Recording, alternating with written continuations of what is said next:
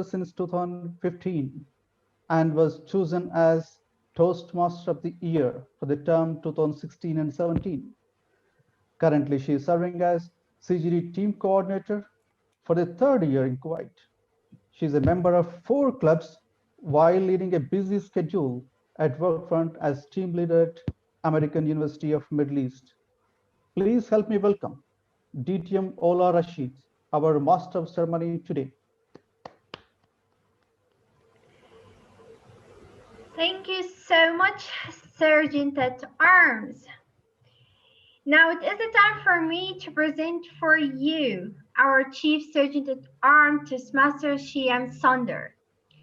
He is a healthcare relationship customer manager consultant, joined Toastmasters in March 2020.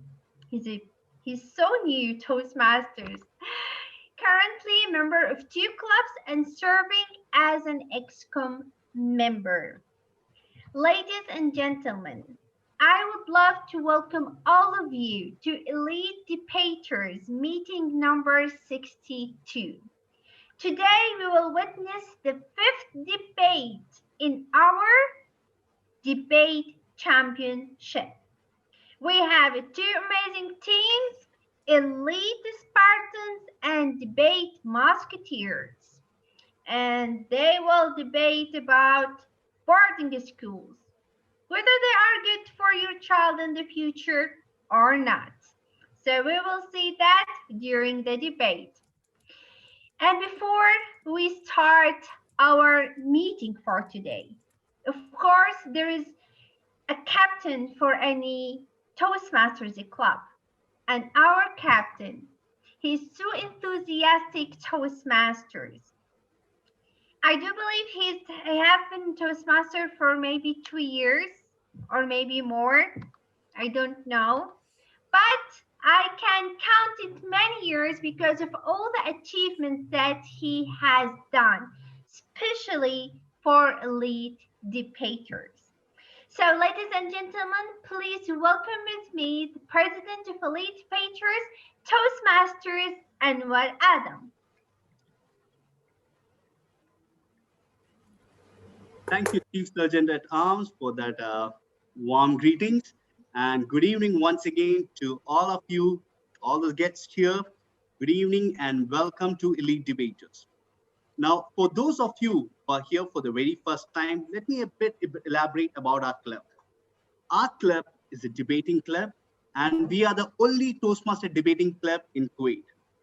Last term, our club won the championship, which was a debate competition, which was held between the region of Bahrain, Dubai, and Qatar. That's not it. This year, we have gone big.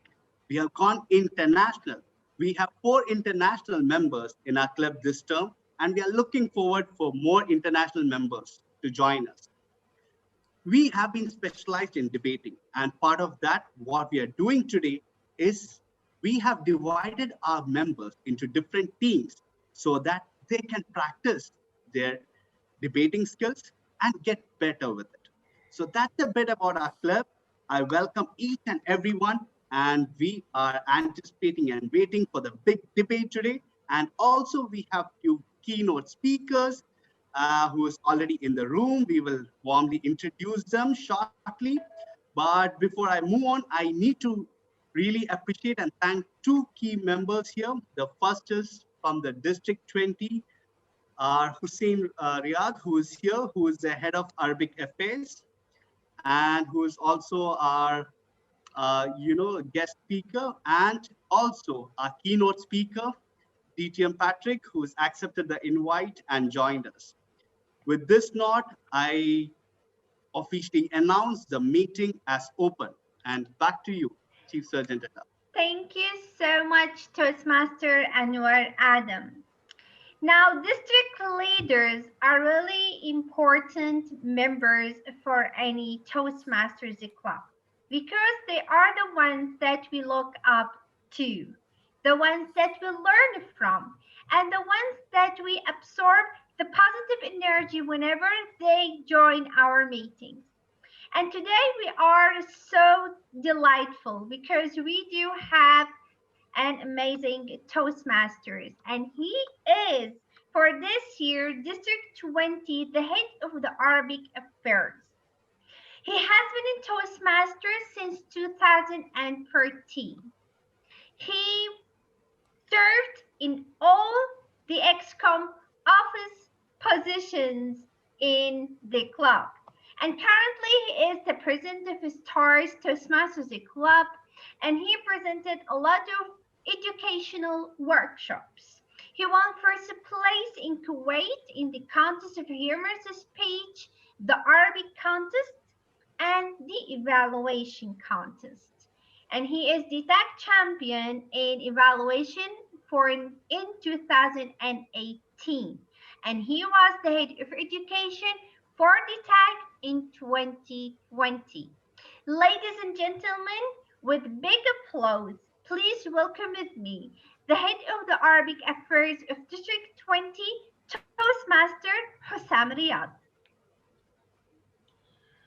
Thank you, Master of Ceremony, DTM Ola Rashid, for this introduction, amazing one, and President of Elite Debater Club, the Toastmaster Anwar, and dear fellow Toastmasters and guests, good evening for all of you. First of all, I would like to thank the Toastmaster Anwar for this invitation, who's almost each time he called me to attend, and I was very busy, and this time inshallah attended here. Thank you, Toastmaster Adam, for this invitation, and I'm proud to be with you brothers and sisters in this amazing meeting. uh, as usual, I didn't attend English meeting clubs normally, but this is the first time or the second time to attend, and inshallah it is amazing club and amazing meeting. As a head of Arabic affairs, I hear from Toastmaster Adam that what is the head of Arabic affairs do in the district office as a one of a district office. There is a many things I can do, or I have to organize with area directors and division directors and even the clubs if they need. The first thing is help to organize all the events and the workshops in the district to the clubs and to all the members. And as you see that all posters we translated really from English to Arabic to ensure that all the Arabic members can read and can understand all the district events in the same time. And they schedule it in their calendar to attend and have the more benefits from it. And ensure this is from the very important things we did it in this year. It's not me, I do this alone. We have a team to do it. The quality, and the quality is very important to bring the quality to the training, bring the quality to the workshops, to the Arabic or non-English speakers, the Arabic speakers or Arabic clubs. And Alhamdulillah, it is the first time, I think, in the districts 20 to have our translator, district translator. Many of you, I think, it's attended the last council meeting, and there is a channel, it's special for the Arabic translator, like UN. If you change to the channel, to the Arabic channel, you hear the translation in Arabic. So it was amazing step of our future in the district 20, and she's the amazing translator in our district is Toastmaster Hind Ubaid.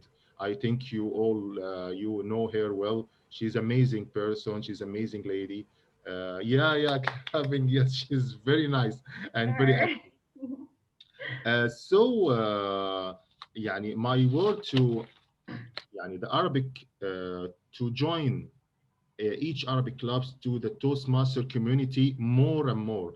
I know there is an Arabic members join in both clubs, maybe an Arabic and English clubs, but most of them didn't know what the English clubs do and what it happened in the English speakers or English clubs. So if we need to manage this or to make a hyperlink between the English and Arabic, it will be amazing. Yani, one of my responsibility to do it and to build this bridge between us, because we are a one district and we are a one Toastmaster umbrella, inshallah. So thank you again for Toastmaster Anwar Adam for this invitation, and thank you Ola for everything, and thank you of all of you, and a good meeting, inshallah. Bye bye. Thanks. Back to you. Thank you. Thank you so much, Toastmaster Hussam Riyad. And it is the time to present our role players for today. Now, for any debate, we need a chief judge to make sure that the debaters, they are doing... Hello. Hi. I'll present you. So for each debate, we need a chief judge to make sure that everything is working well with the judges and the ballot counters, the timer, and even during the debate session itself. Today, we do have a so vibrant, and I do believe energetic Toastmaster is the most, suitable word that can fit him. Our energetic Toastmaster, he has been a member since years. Whenever you need his help, he is always there. And he is a proactive member. He always offered to help you. He always offered to do many things for the club or for the members. And he is the immediate past division director.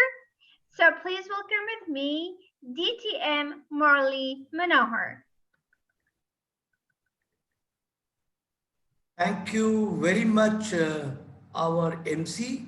I was thinking that you were talking about somebody, so I was thinking, let me see who is that person.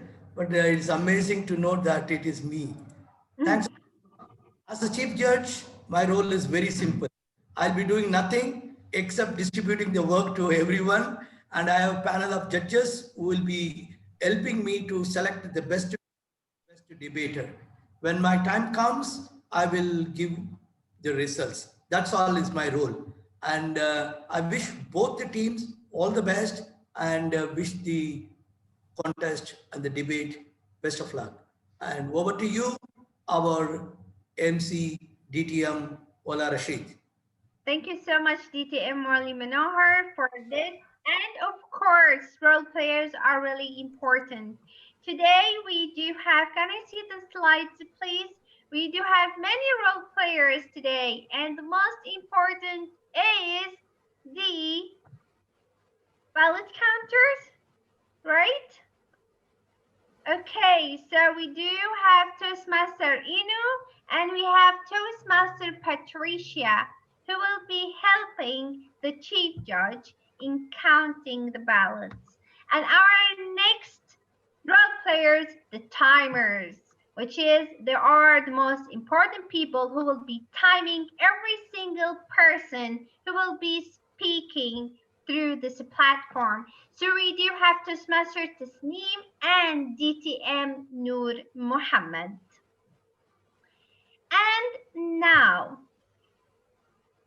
and I forgot the host and the co-host, the people who are caring about this beautiful presentation and making sure that everything is working well. And if there is any technical issues, they will be there to help you. So we have DTM Alan Paul and DTM Primog Boss. Now it is the time to present our moderator. Now for any debate, of course, we need someone who can make sure that the debaters, they know what they need to do. And if there is any conflict, we need someone to make things and fix it. So hopefully there will be no fighting tonight. So our moderator, he is so passionate Toastmaster, always looking for new opportunities, always looking to do new roles in Toastmaster meetings. And today he is doing the role of the moderator for the first time. He always looks for challenges. So, ladies and gentlemen, please welcome with me the Toastmaster who will be taking care of the debate session, our moderator, Toastmaster Mazharul Haq. Thank you so much, DTM Ola Rashid, for a wonderful introduction. Good evening, my fellow Toastmasters and honored guest. Welcome to Elite Debaters Toastmaster Club for Debate Championship number 5. Before we start with the debate, please allow me to share few ground rules that we need to know before we start the debate. This debate will follow the Toastmasters international recommended methods and will consist of 3 speakers on each side. The resolution for this round is it is resolved that globalization is good for any country. I will repeat, it is resolved that globalization is good for any country. Moderator, I would like to interfere. I think you have got the wrong debating topic. Can you please recheck the agenda?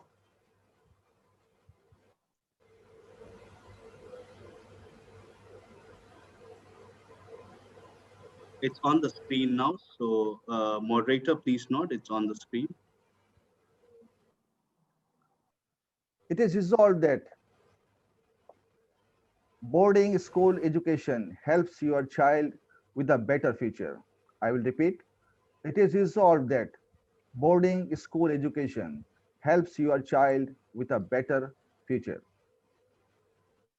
Our timer for these debates are Toastmaster Tasneem Akbar and DTM Noor Muhammad. They will take care of timings. The timing rules are as follows. The team captain's opening speeches will be for 5 minutes. The green light will be shown at 4 minutes 30 seconds. The yellow light will be shown at 4 minutes 40 seconds. And the red light will be shown at 4 minutes 50 seconds. The speaker's microphone will be muted right at 5 minutes. And I will suggest captains of both the teams to wrap up their speeches within 5 minutes. Speeches by the second and third speakers, as well as summary, will be for 4 minutes. The green light will be shown at 3 minutes 30 seconds. The yellow light will be shown at 3 minutes 40 seconds. And the red light will be shown at 3 minutes 50 seconds. The speaker's microphone will be muted exactly at 4 minutes. The summary part for both the captain will be for 3 minutes. Green light will be shown at 2 minutes 30 seconds. The yellow light will be shown at 2 minutes 40 seconds. And the red light will be shown at 2 minutes 50 seconds. The speaker's microphone will be muted exactly at 3 minutes. One thing I want to remind to captains while giving their summary speeches is that no new material is allowed during the summary speech. Normally, the moderator has the right to intervene when a speaker gives new material. But to avoid technical glitches on this virtual platform, the moderator will indicate to the judges that there was evidence of new material from them to consider. The decision made by our judges is final. Speakers shall speak according to their team sequence, during which we kindly request all debaters, moderators, and timers to keep your videos on. Our guests and audiences, please remember that heckling any speaker during the debate is absolutely not allowed. And I would recommend and suggest the Sergeant at Arms to make sure all the non-speakers' mic remain muted during the debate. Now, let us meet our today's debaters. Host, can you please bring up the slide of the debaters? The affirmative side is elite Spartans. We have some beautiful line of 3 speakers. starting with captain of team, Toastmaster Nahida Yasmin, A1. Second speaker is DTM Wafa Salman, A2.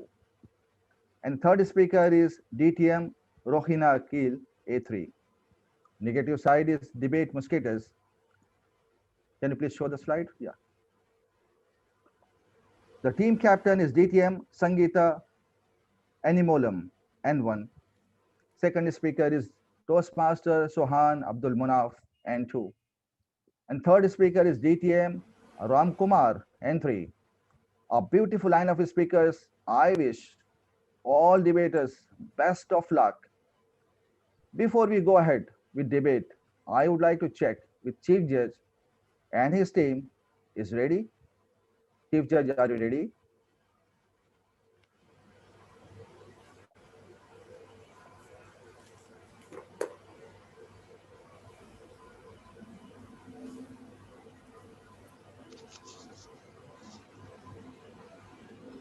Chief Judge, with your permission, can I'm we go ready. ahead? I'm ready. I'm sorry. Thank you very much, DTM Murli Manohar. Thank you very much. Chief All our Judge. Yes, sir. Yes, I actually wanted to request that my team Yeah, you captain. told me. I noted. In her place, I will be the captain and also be the second speaker here again. Okay, sir. All right. All our debaters ready?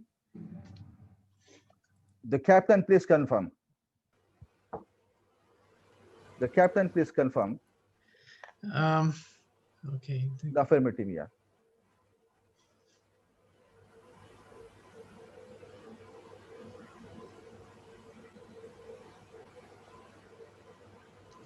To interfere, moderator, I can see the speaker Sangeeta in the room. So is there any technical difficulty that the team has requested? The You chief cannot judge? open the camera. They have sent me a message. Okay, thank you. Who cannot open the camera? Please let us know so that we can assist. No, actually, she's saying that she's having a technical connection issue over there. So in case if the connection goes bad, so I was told to take over as the captain and as well as the second speaker. Okay. Please let us know. We can be of assistance whenever required. All right. All our debaters ready? The captain, please confirm.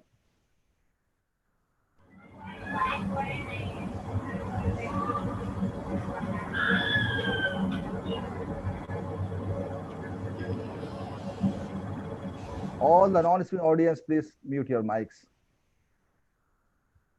Captain, please confirm, are you ready? Affirmative team.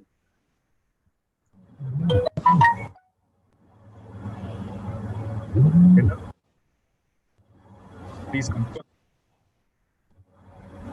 Is it okay? We can go ahead. Captain Nahida, Yes. please Are you- confirm. Yes, I'm audible. Yes, you are audible. Yeah, please. Are you ready? Just a second. Yes, I am ready. Yeah. Thank you so much. All our guests and audience ready?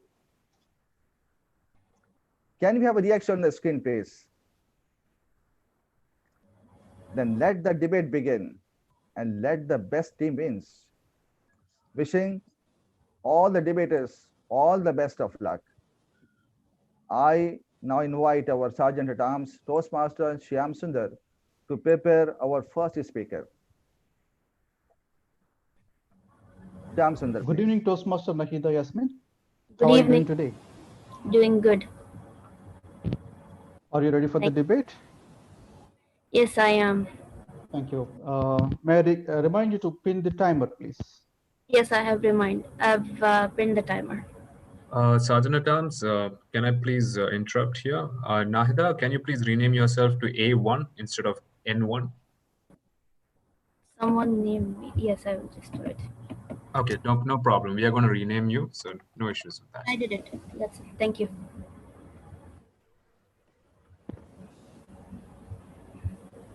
Over to you, moderator. The debater is ready. Thank you so much, Sergeant at Arms.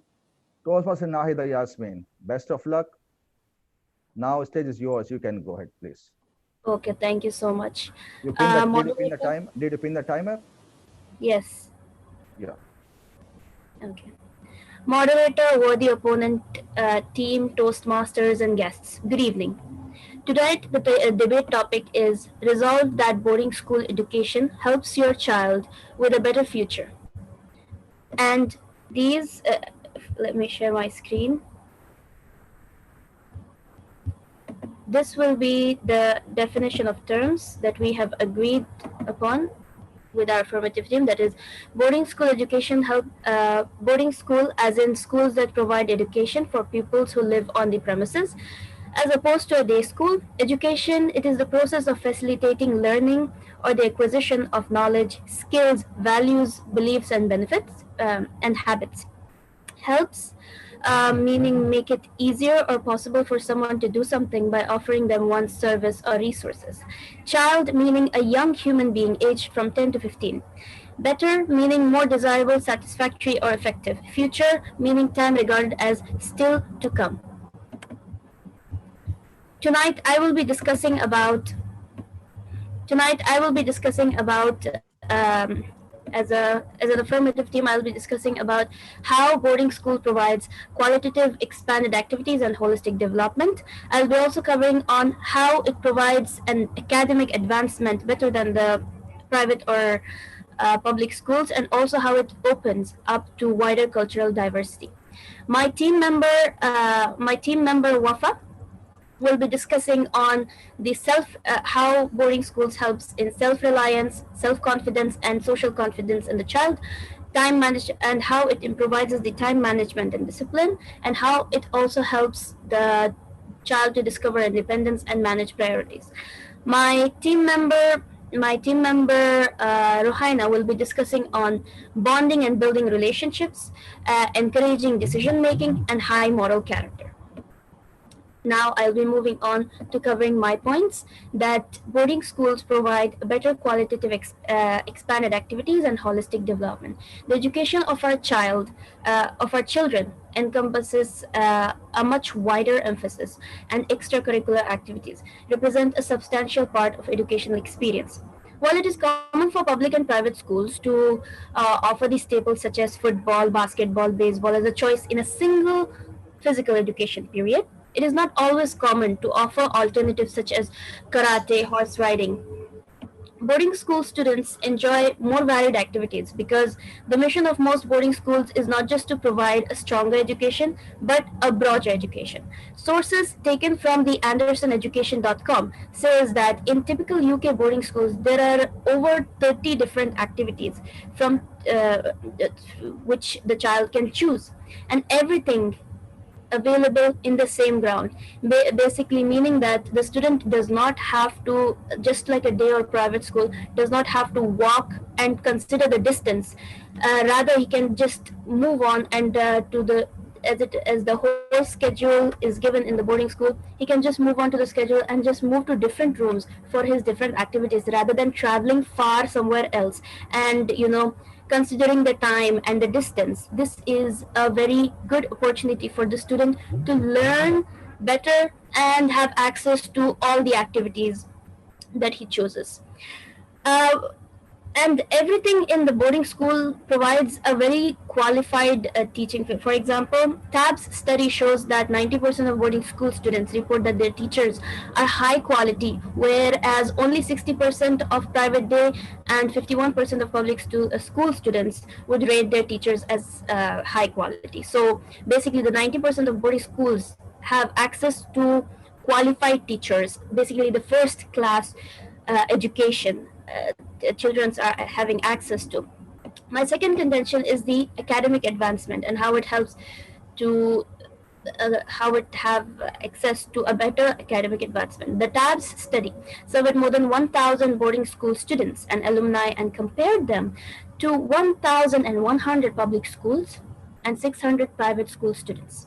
The results suggested that boarding school students are better prepared for a college than students who attend private schools, and that boarding schools students also make faster progress in their careers. 91% of boarding school students report that their schools is challenging academically as compared to the 70% of private school students and 50% of public school students. So we have a remarkable number of boarding school telling about the academic advancement in their boarding schools.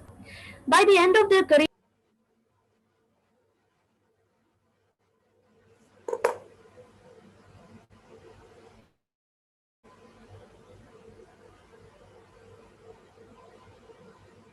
We cannot hear you, Nahida. Can you please check your mic? Moderator, the time is up. Okay.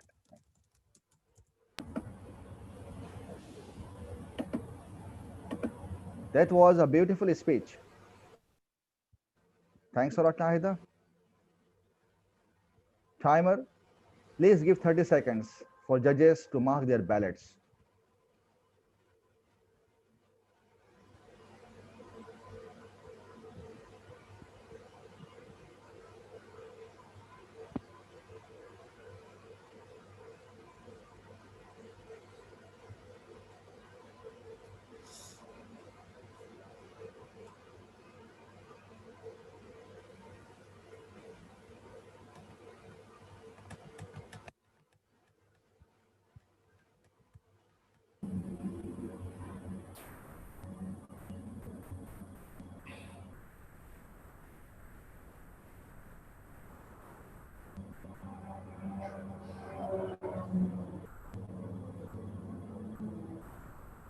Thank you, timer.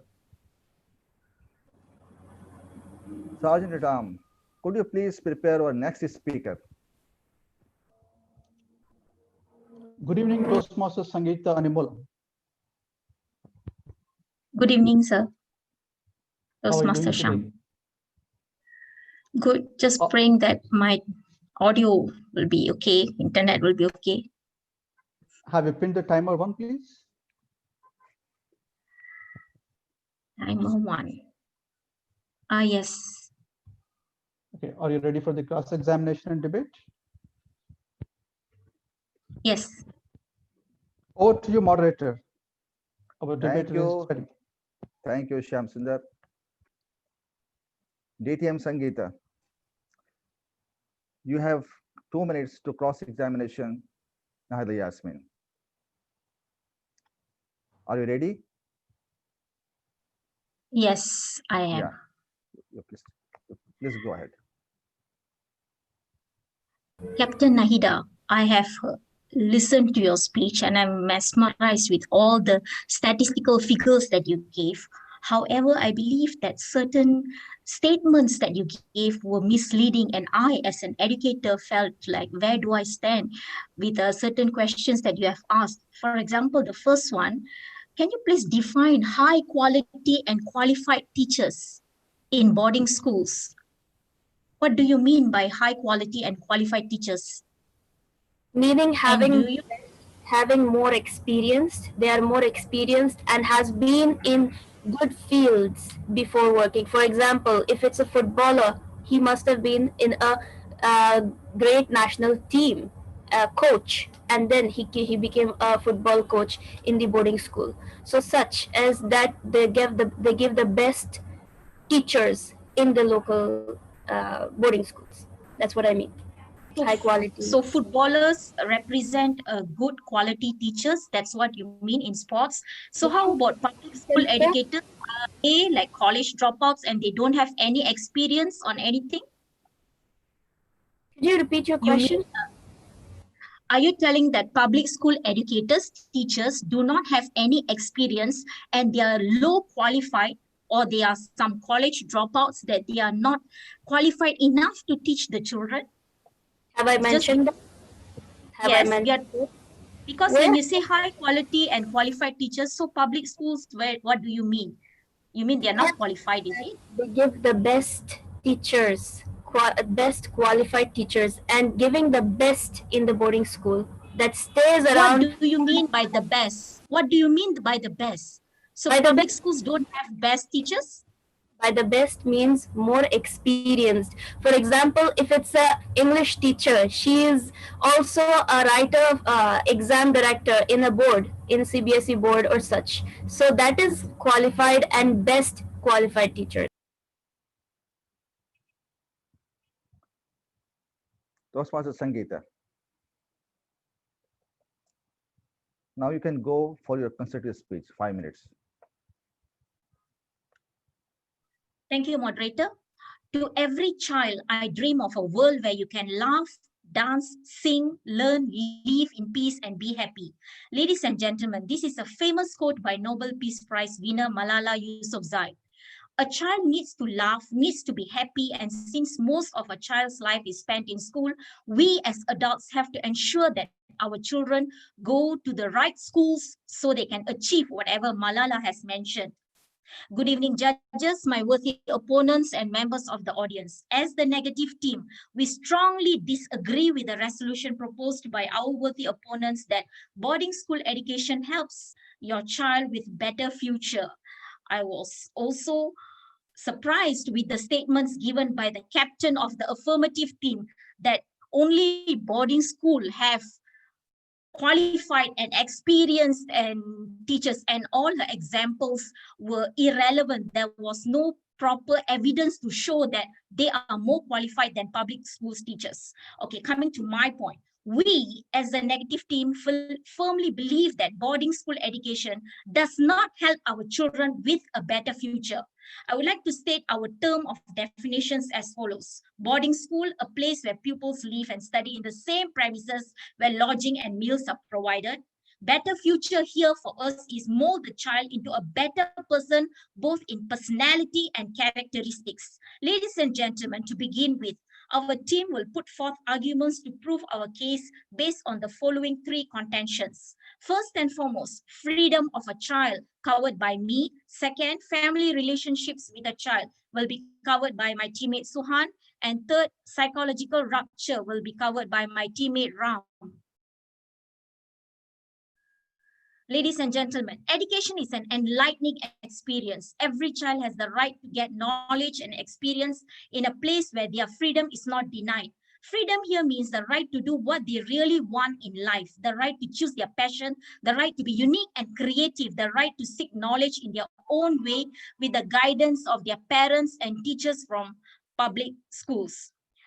In this 21st century, when a child can't learn the way a teacher teaches them, then the teacher has to teach the way the child understands. This is how it goes, and this is what we want. Educators have to be flexible, because at the end of the day, we don't want a robotic child. We want a creative child. It's not about being teacher, a great footballer, and a great writer, but can the teacher understand the child, what the child really wants?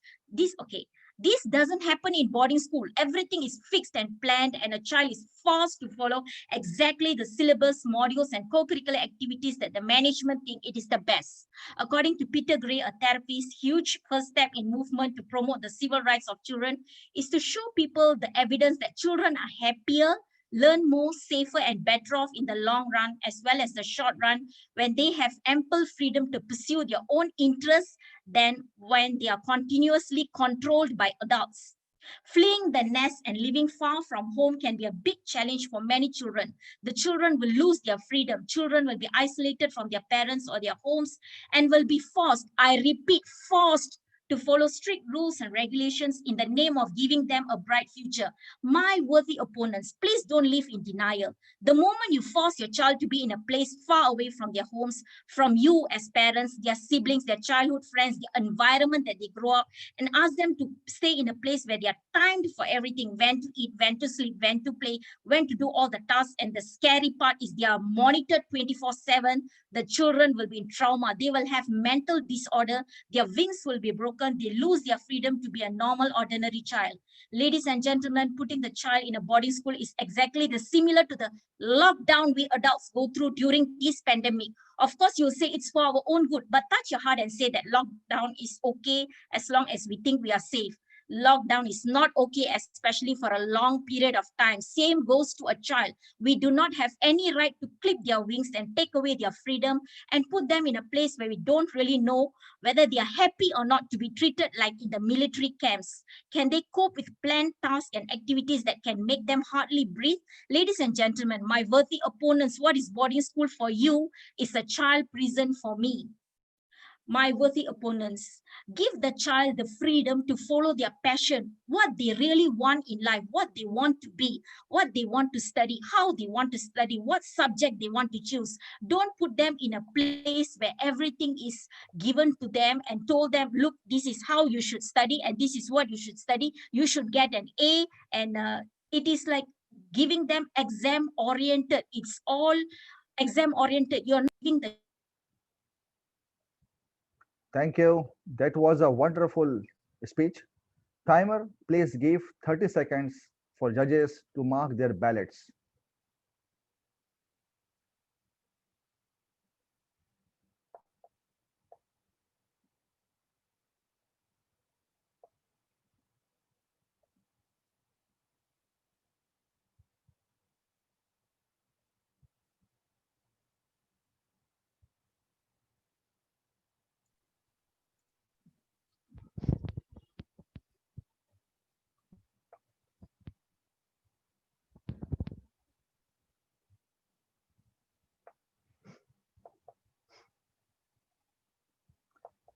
Sergeant at Arms, could you please arrange our next speaker? Sure, moderator. Thank you. Good evening, Toastmaster Wafa Salman. Good evening. How are you doing today? Are you ready for the debate? I'm ready. Thank you. Have you pinned the timer one, please? I pinned the timer. Thank you. Over to you, moderator. Our debate Thank is you. ready. Thank you, Shyam Sundar. Thank you. DTM Wafa Salman, are you ready for the debate? Yes. Yeah.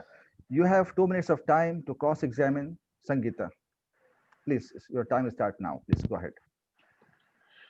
Thank you, Sangeeta, for your beautiful speech. I have several questions. First of all, do you think that you want the answer by yes or no? Boarding school is not the right school for your child? No, it's not the right school for my child. Thank you very much. I want to just say, do you think that the students in the private school, if they want to, in private or boarding, they can be robotic or they cannot be robotic? So you said robotic is in the boarding. In normal school, they can be robotic as well? What do you mean by robotic? No, in the normal school, they are very free. Robotic means like you are given certain tasks and certain assignments and certain projects. That's the way you should do it. The modules are arranged and they don't really have the freedom to do how they want it. Now, and I understand what you mean. So in normal school, not boarding, they don't follow syllabus. They are free as per the interest, right? That's what you mean in robotic. So they are not giving them syllabus. They're not really exam oriented. Okay, thank you. It's very flexible on how they teach. Yeah, I got the answer, and that's good for the audience to know, because I'm not gonna explain now. So you said the lockdown is normal, is the lockdown is and online learning with a boarding school. Do you compare lockdown to boarding school?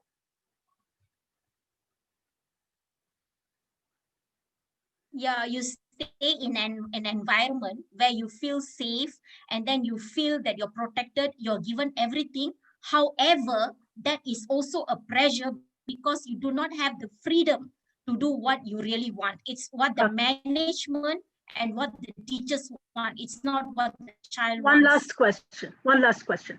Is the boarding school will not let the students choose what they want? Hello. Thank you, DTM Wafa Salman. Thanks a lot. No. Now you have. They don't really have the time to. Thank you. Thank you, Sangeeta. Thank you. Thanks a lot. DTM Wafa Salman, you have 4 minutes of time for your constructive speech. Are you ready for it? Ready. Yeah, please go ahead. Stage is yours. Thank you. Thanks a lot. Debate chair, judges, fellow Toastmasters, honored guests, and my worthy opposing team, good evening. The resolution of our debate is that boarding school education helps your child with a better future. And we strongly believe in that, and there are lots of reasons to support our debate resolution. I will talk about how the boarding school will let your child discover independence, self-confidence, and time management. First, let's go with the independence. As parenting firstcry.com website, they said that as much as parents feel compelled, shield to protect their children, this concerns the world. Independence could be the greatest gift to give the child. In a time with many parents, they are hyper vigilant about staying involved in their lives. They involved in the growing for their kids, and they will tell them what to do and what not to do. In private boarding school, students are required to navigate the elements of everyday life with potential interference. For example, they themselves get up in the morning, prepare their classes, keep the room tidy, schedule their own study, and because of that, they are giving them the freedom that my worthy opponent was talking about. At the same time, in boarding school, students just manage their own affairs and they learn how to live and interact with other people. And this gives an opportunity to develop crucial leadership skills and improve their interpersonal abilities. Second is the self-confidence. Almost all boarding schools children find that they are more independent, self-reliant than other peers. They have to solve their daily issues that happens with them and making, for example, making sure that their school uniform are washed and ironed and other things. Besides, children begins to do things small or big on their own. They will start building up their confidence in their own abilities. Boarding school expose children to many activities like social services, art, drama, and others. In addition, your child will mingle and study and live with hundreds of children. And that's the exposure will let your child feel more confident. And as per St. Louis website, the boarding school can provide the students with great lessons about independence.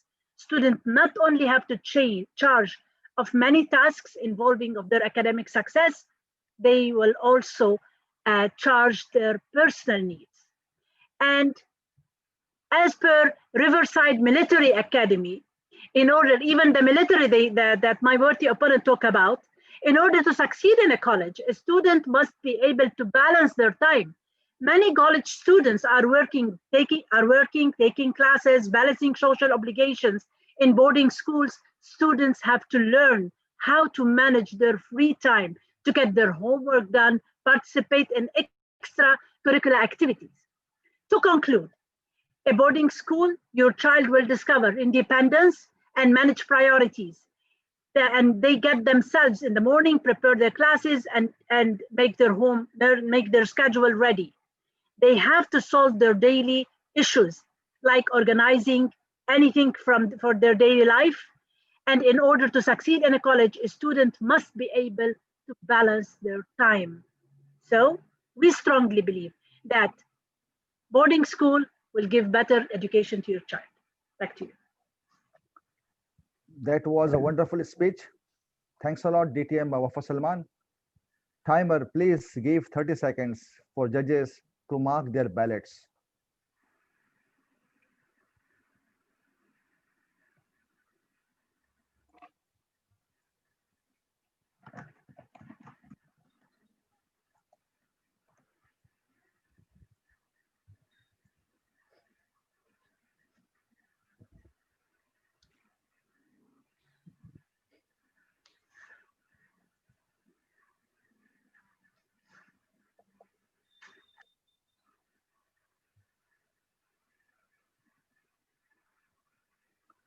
Sergeant at Arms, could you please prepare our next speaker?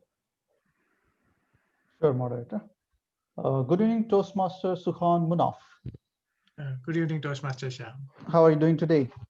Yeah, I'm fine, doing good. Okay.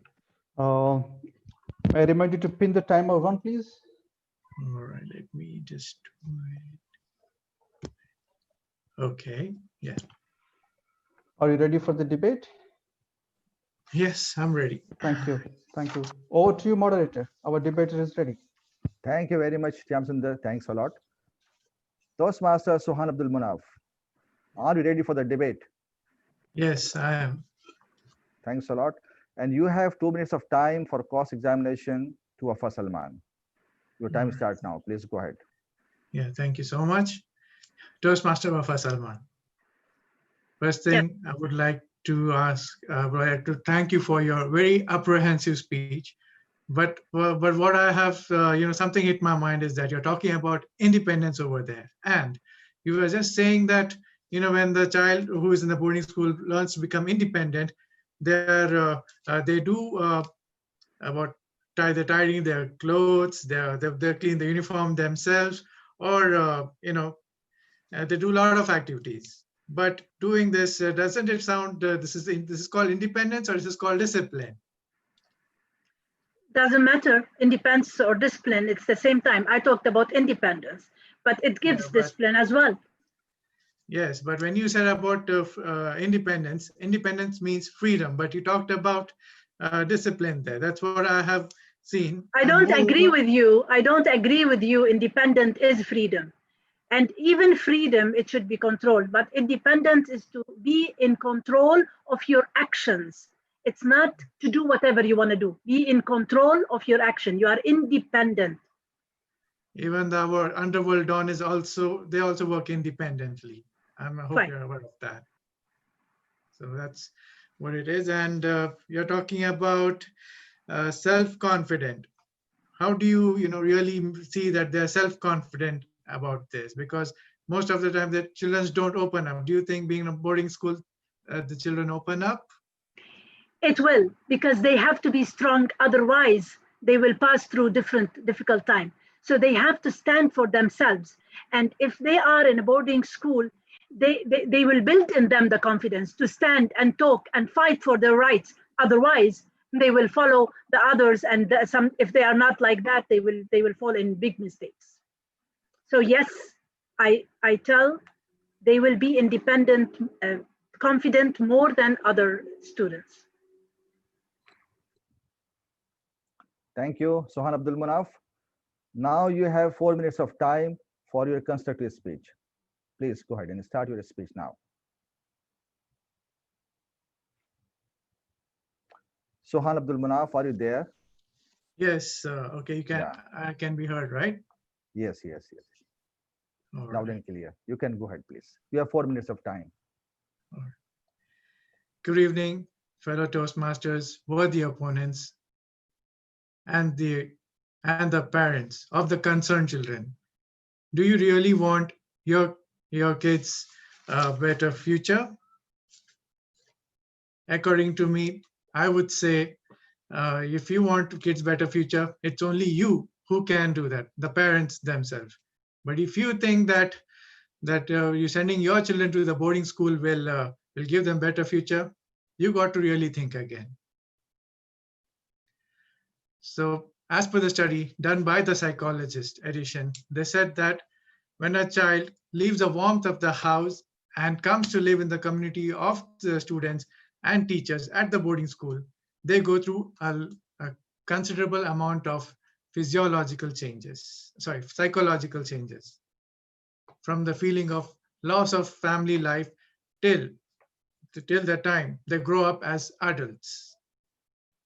There are some effects that, some negative effects that happens to the child, and you as parents might not know, but I will be an eye-opener for you parents to know that what does the child go through. First thing, they really don't get accepted so fast within the community of the boarding school.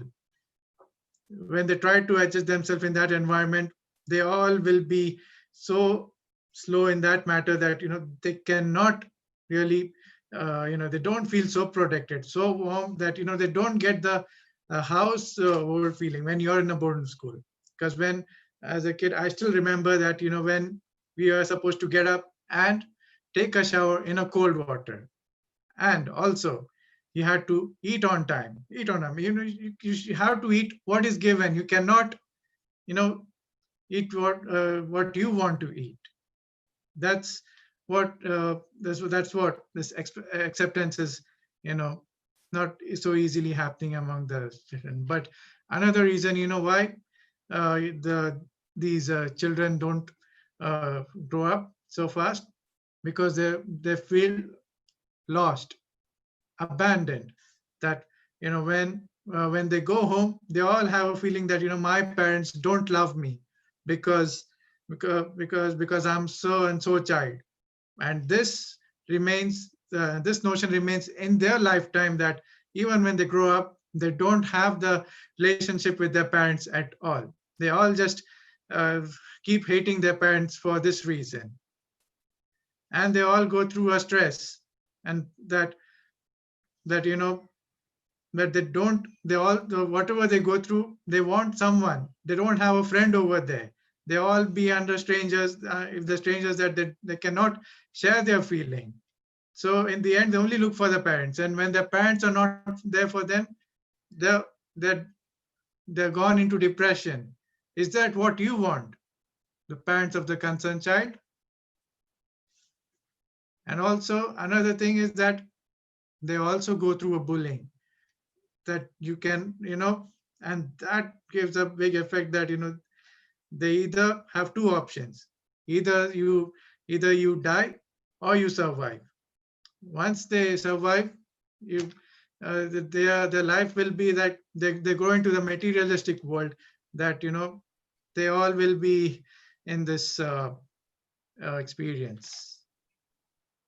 So that's why I believe that you should not send your child to the boarding school. I'm open for cross-examination. Thank you. Thanks a lot, Toastmaster Abdul Munaf, for your beautiful speech. Timer, please give 30 seconds for judges to mark their ballots.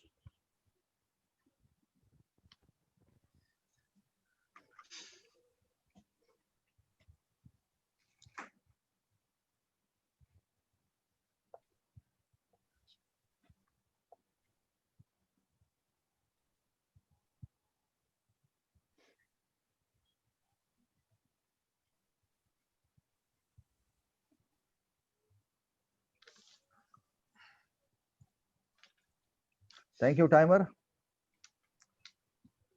Sergeant at Arms, can you please prepare the next speaker? Sure, moderator. Our next speaker is affirmative team debater. Good evening, Toastmaster Rohena Akhil. Good evening. How are you doing today? I'm fine, thank you. How are you? I'm good, thank you. May I remind you to pin the timer, please? Timer 1. Yes, I have pinned the timer. Thank you. Are you ready for your cross-examination and debate? Yes, I am. Thank you. Over to you, moderator. Our debater is ready. Thanks a lot, Shyam Sundar. Thanks a lot. DTM Rohena Akhil, are you ready for the debate? I am. Thanks a lot. You have 2 minutes of time to cross-examine Suhan Abdul Munaf. Your time starts now. Please go ahead. Thank you very much, moderator. Good evening, my worthy opponent, Toastmaster Suhan Abdul Munaf. Cold showers are actually very good for health. Do you know that? Okay. Now you spoke about something that is like, you feel slow and not accepted. You're talking about a better future. But tell me one thing. Today's world, when parents are going to work and the kids are alone at home, when the parents come back, the kids go to sleep. What bonding is there? Aren't the kids still being missing out on the bonding with the parents? Aren't they still being slow learners? Aren't they still being scared to go out in the world? They have less confidence than people who are in the boarding school. Don't you agree with me? Yeah. No, I don't agree, because actually the kids want the time to be with their parents. But when the parents itself are working, how are they able to There you answered my question. And when they go to boarding, they have more time to learn, to grow confident. And when they come back from their vacation, that's the time they make the most with their parents, because parents also are looking forward to see their kids. They make that 1 month or 1.5 months only for the kids. I agree. But what happens to they There have is the no notion notion. in their mind that No, my that parents notion, don't then love they have me a when then they they have go a there. mental issue. That mental issue can be whether you're at home or you're in the boarding. But then the parents would not send a mental kid to the boarding, right? I'm talking about kids, either they will be that way at home, they would be slow learners from the beginning, or they would turn out to be good and fast learners if they go for boarding school. Do you agree But with they me? want, yeah, but they want their parents along. They don't want to be there they just want to be with their parents. That's the thing. And even when they're with the If the parents, they just, kids want to be with their parents, the parents are providing the best for the child. The parents know that they cannot give it to the child. That's why the kids are being sent off, so that they can be better, future, successful people in life. And that's what the parents are actually looking out for. They are betterment. They're yeah, not looking out for themselves. but what I see is that the life, the concept thing itself changes when they go there. That's what I have seen. And then why are they lost? Have you been? Thanks a lot. And GTM Rohin Akil, you have 4 minutes of time for your constructive speech. Okay, thank you very Please much. go ahead. Thank you. Moderator, elite debaters, guests, and my worthy opponents. Today, I will be talking about something that Suhan has touched, relationships and building that bond.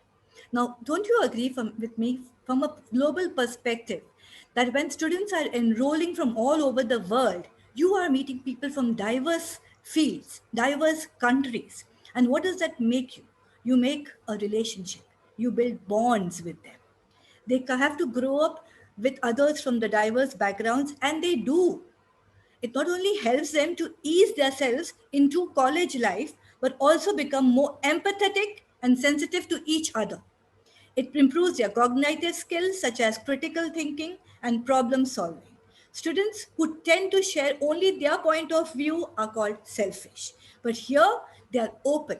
They are open to consider different viewpoints from others and accept. And this global perspective gives them an advantage to go out in the world, into the workforce, and lead diverse teams. They can deal with people on a different level every day. They meet different people across the board every time. This has been sourced actually from Relocate magazine, which details the benefits of boarding school to the maximum. Even the Military Marine Academy states that when students live and attend classes with people from different backgrounds, they learn the art of appreciation and live amicably.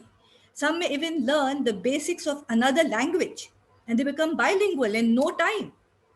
In due time, they learn the nuances of crucial leadership skills, which we are still learning, sometimes in Toastmasters, and improve their interpersonal abilities through social interaction.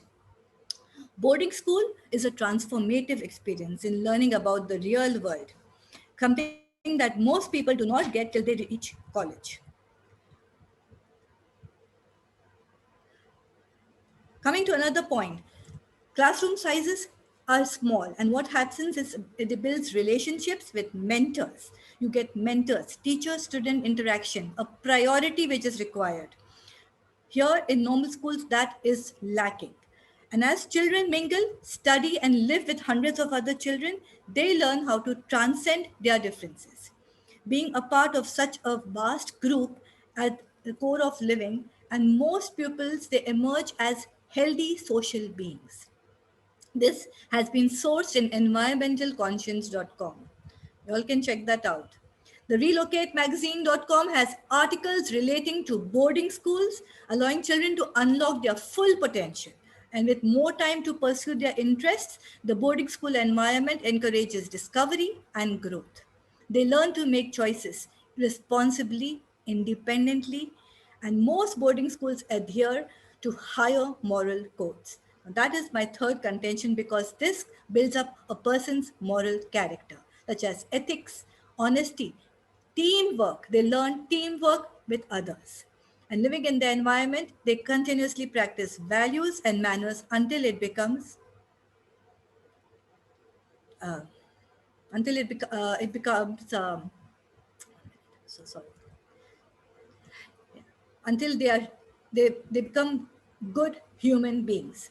Boarding school alumni themselves say in remarkable numbers that they enjoyed their experience at school. Almost 90% of them say it, according to the TABS study by Spurs. this boarding school environment is actually an environment to give better education to the children. And I also agree with this totally. This resolution is a good. Back to you, moderator. Thank you, DTM Rohini Akhil. Very nice, wonderful speech. And timer, please give 30 seconds of time for the judges to mark their ballots.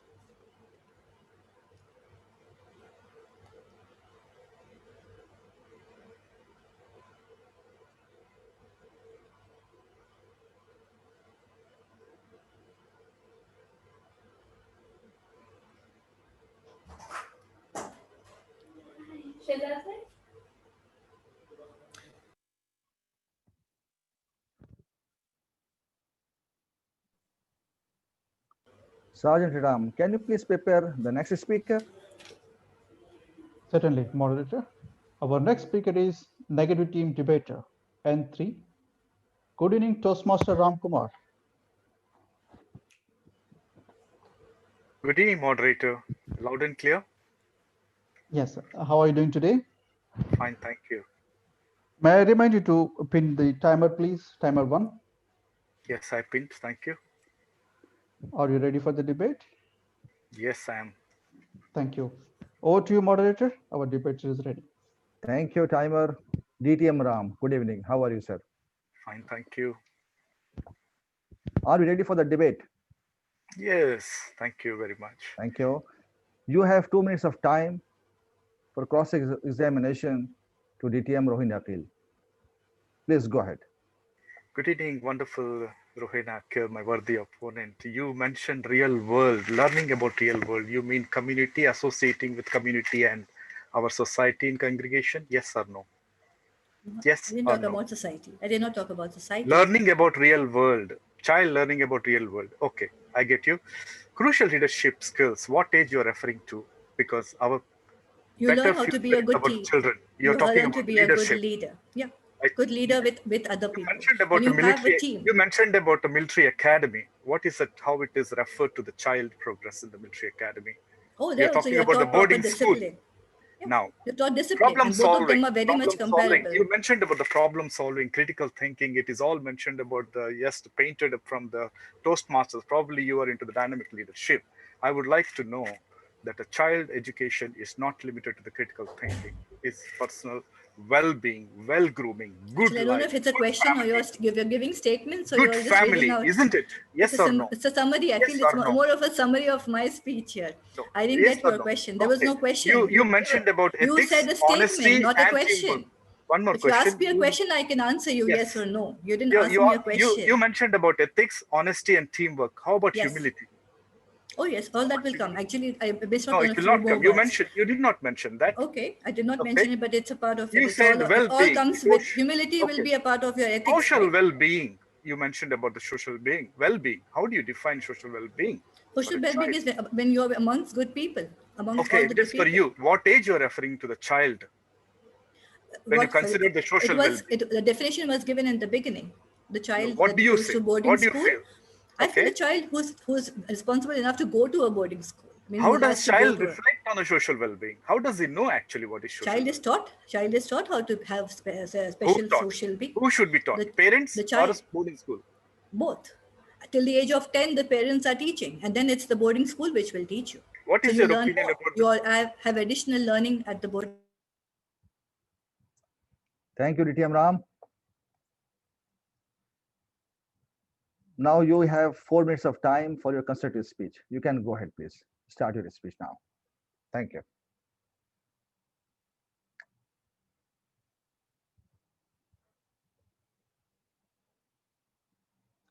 DTM Ram, are you there? Yeah, I am there. Yeah, you have 4 minutes of time for your constructive speech. You can go ahead, please. Good evening, my worthy opponents, distinguished guests, audiences. The wonderful topic today was boarding school education helps your child with a better future. Let me put you straight. Better means better personality, better characteristics, better values, very well educated, good life, good family. And when he grows up, when he becomes adult, he should be working professionally well, sound, life time and beyond. From the day he starts working as a person going out to work, working on his own, living in the harmony of our community and the society. Now, friends, dear audiences, according to Mr. Dinter Smith, a journalist and a consultant, he said, preparing our kids for life, not about standardized tests for the position, for the vested interest, or a missionary religion, or for the political power. Many of the richest are doing that. Rich people. According to study, boarding school at an early age of child is an abuse. Child abuse is happening, according to George Monbiot. Furthermore, do you know boarding school really provide a better education? How do you know it? Living as early as 8, 9, 10, 11, 12, whatever the age, children is not ready. It doesn't work like that with the human psychology. Even the psychologist believes that. The most shocking thing, the degree of culture shock is unbelievable. Children ask sometimes the journalist Brian Stone, when he went and interviewed the child who was in the boarding school, do you go to school? He doesn't even know that he is in the boarding school. Do you have a home? See, he's so tender. Coming in particular time, particular table, particular food, particular sports without having freedom to his individuality. No choice. Isn't it insane? Assignment, test, homework, everything is regulated for the sake of the discipline. Yes, as a parent, I do feel respect for that. But 24 hours round the clock, is it fair for a tender age? Going away from family, there is a research shown that child cries and the first impression is the last impression when the parents drop him at the boarding school. And he runs behind when the wheels turn over and go, passes by. He runs behind of parents. Isn't it painful? Relaxes, he becomes a gladiator. Adjusting to the new surroundings, adapting to life away from family, getting to know entirely new ones, average 30,000 pounds among us, the rich spend for the better education for each child. That means poor cannot afford. They cannot have a better education, better life. Furthermore, I would like to say with the reference genuine book and news published in the business, the boarding school add value to lives to the students, routines in life and art of being organized. Can't it be done in our day school or private school, in our home as a parent? Yes, it can be done. Statistics also show that 50% of the students in any boarding school, the only child of parent is in the school. In this way, boarding schools may salvage the students from growing up in seclusion and boredom.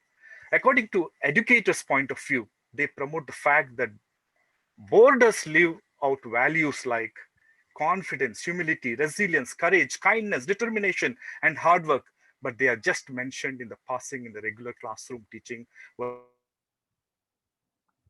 Thank you, DTM Ram, for your wonderful speech. Timer, please give 30 seconds of time for the judges to mark their ballots.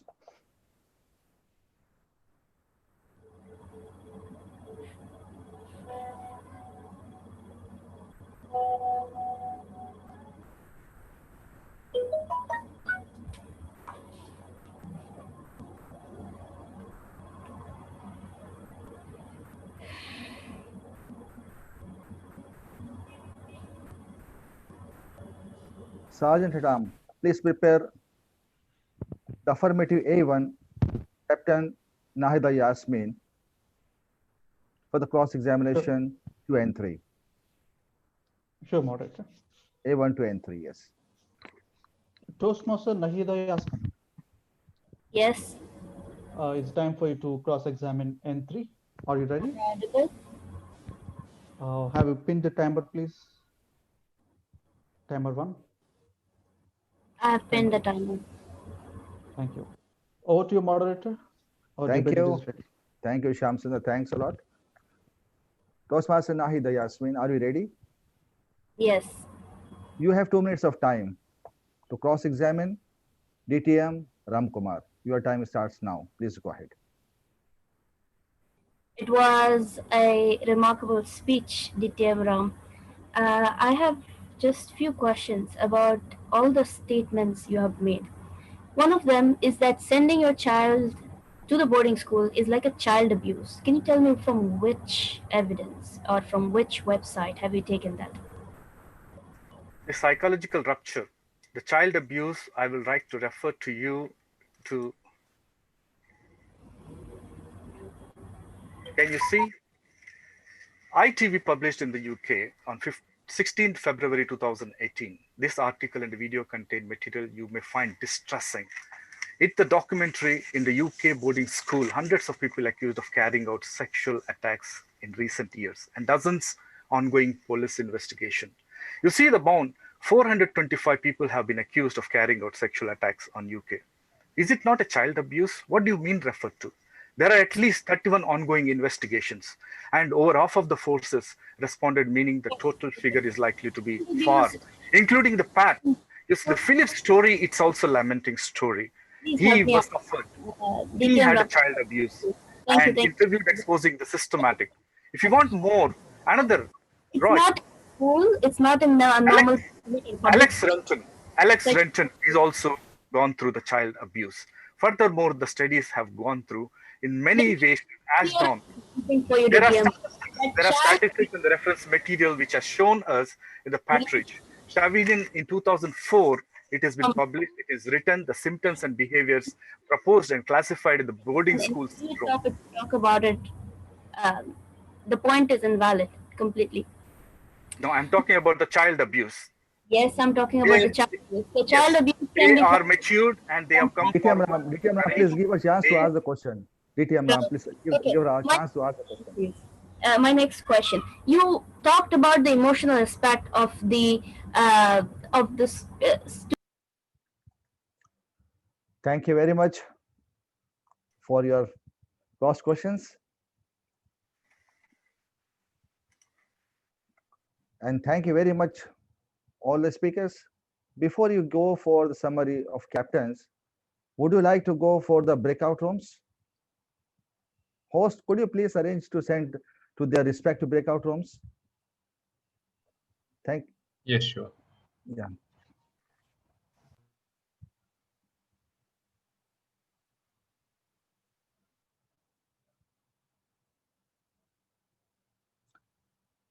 Thank you, host DTM Aaron Paul.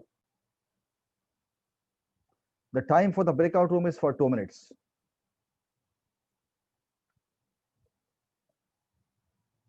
When all the speakers are in the breakout room, you can start the timing. Shyam Sundar timer. Rohena, please join the breakout room.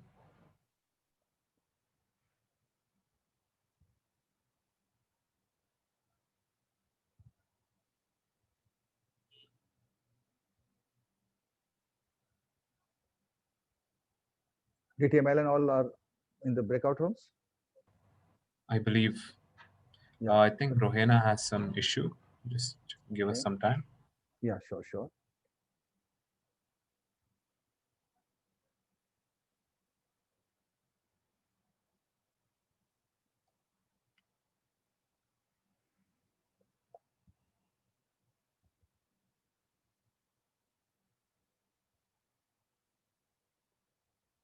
All are in the breakout room? Host, DTM Allen? Yes, we can continue. Yeah. Timer, please make a mark. We have 2 minutes of time.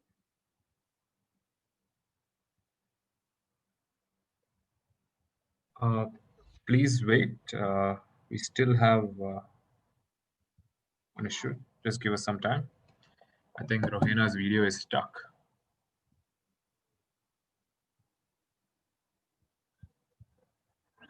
Or it's okay, carry on. We'll deal with this. Yeah, please mark it 2 minutes of time. You can start the timing now.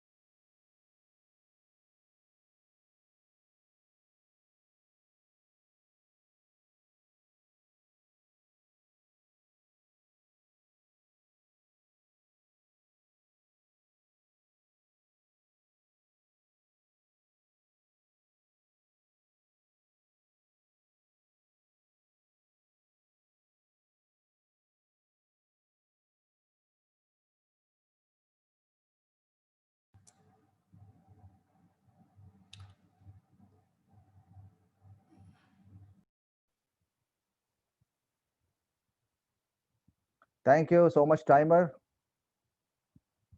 Host, could you please bring contestants back to debate? Yes, will do.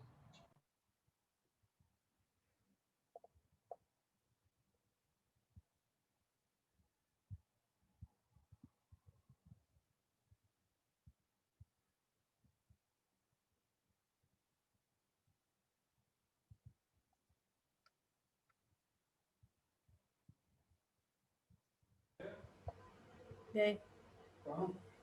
That is it.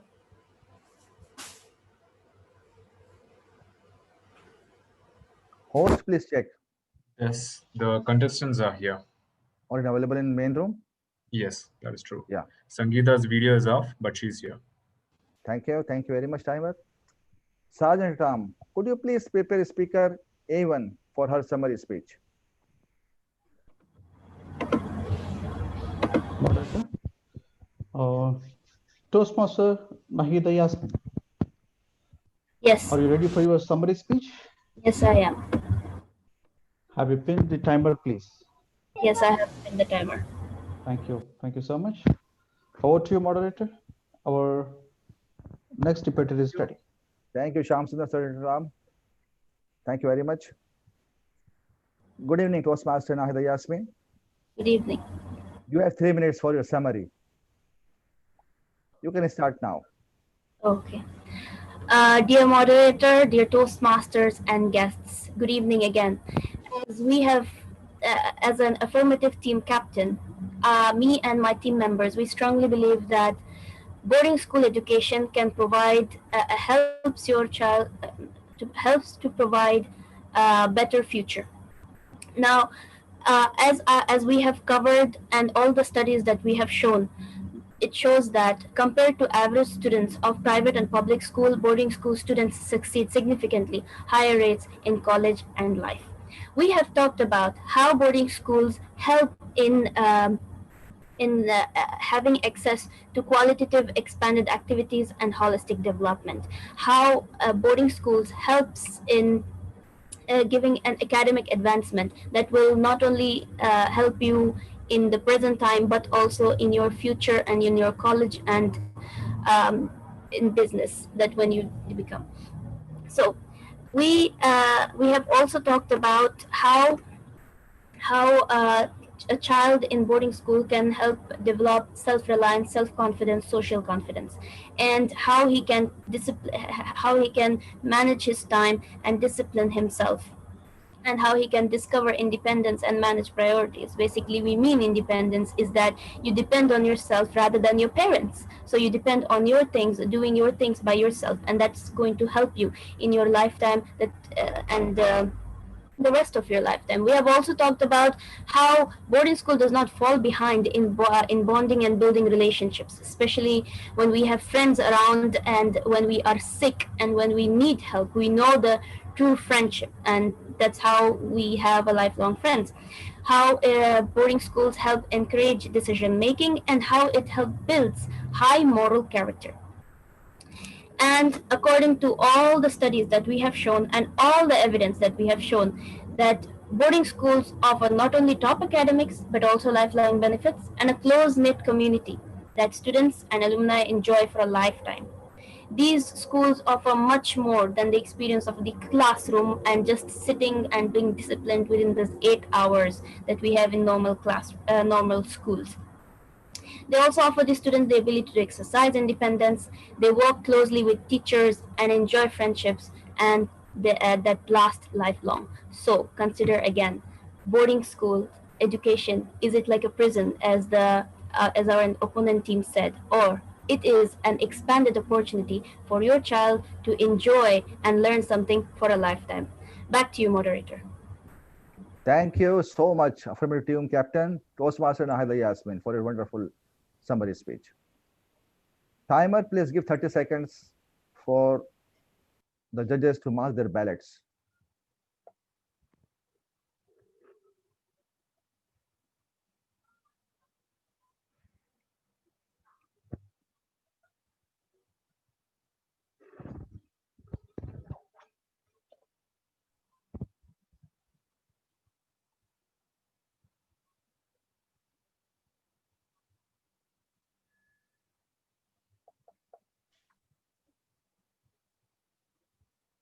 Thank you, timer. Sergeant Ram, could you please prepare our next speaker, N1, for her summary speech? Sangeeta Sure, moderator. Animalia. Please go ahead. Am I audible? Toastmasters Sangeeta Animalam. Are you ready for your summary speech? Yes, sir. Am I audible? Yes. Thank you. All right.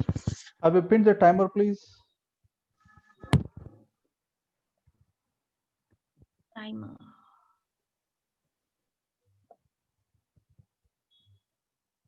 Timer 1. All right.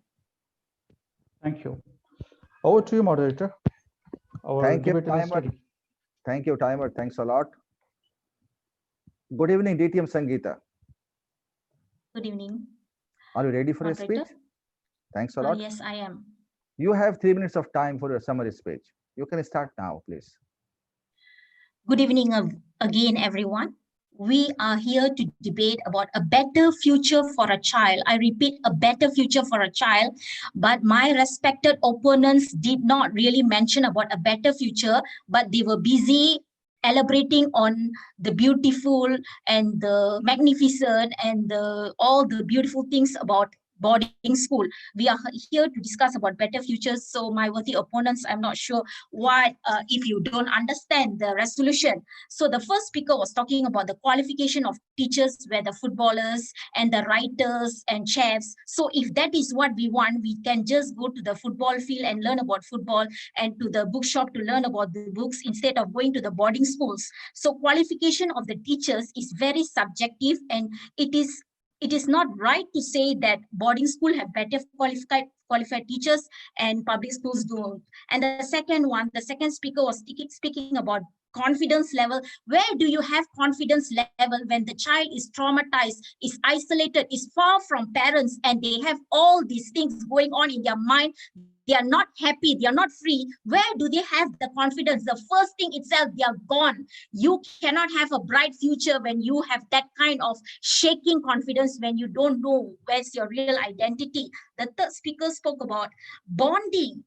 And my dear Madam Speaker, do you know that only certain people with certain social background, who are usually rich or above average, send their child to boarding schools? Do you think farmers and all that can send their child to the boarding school?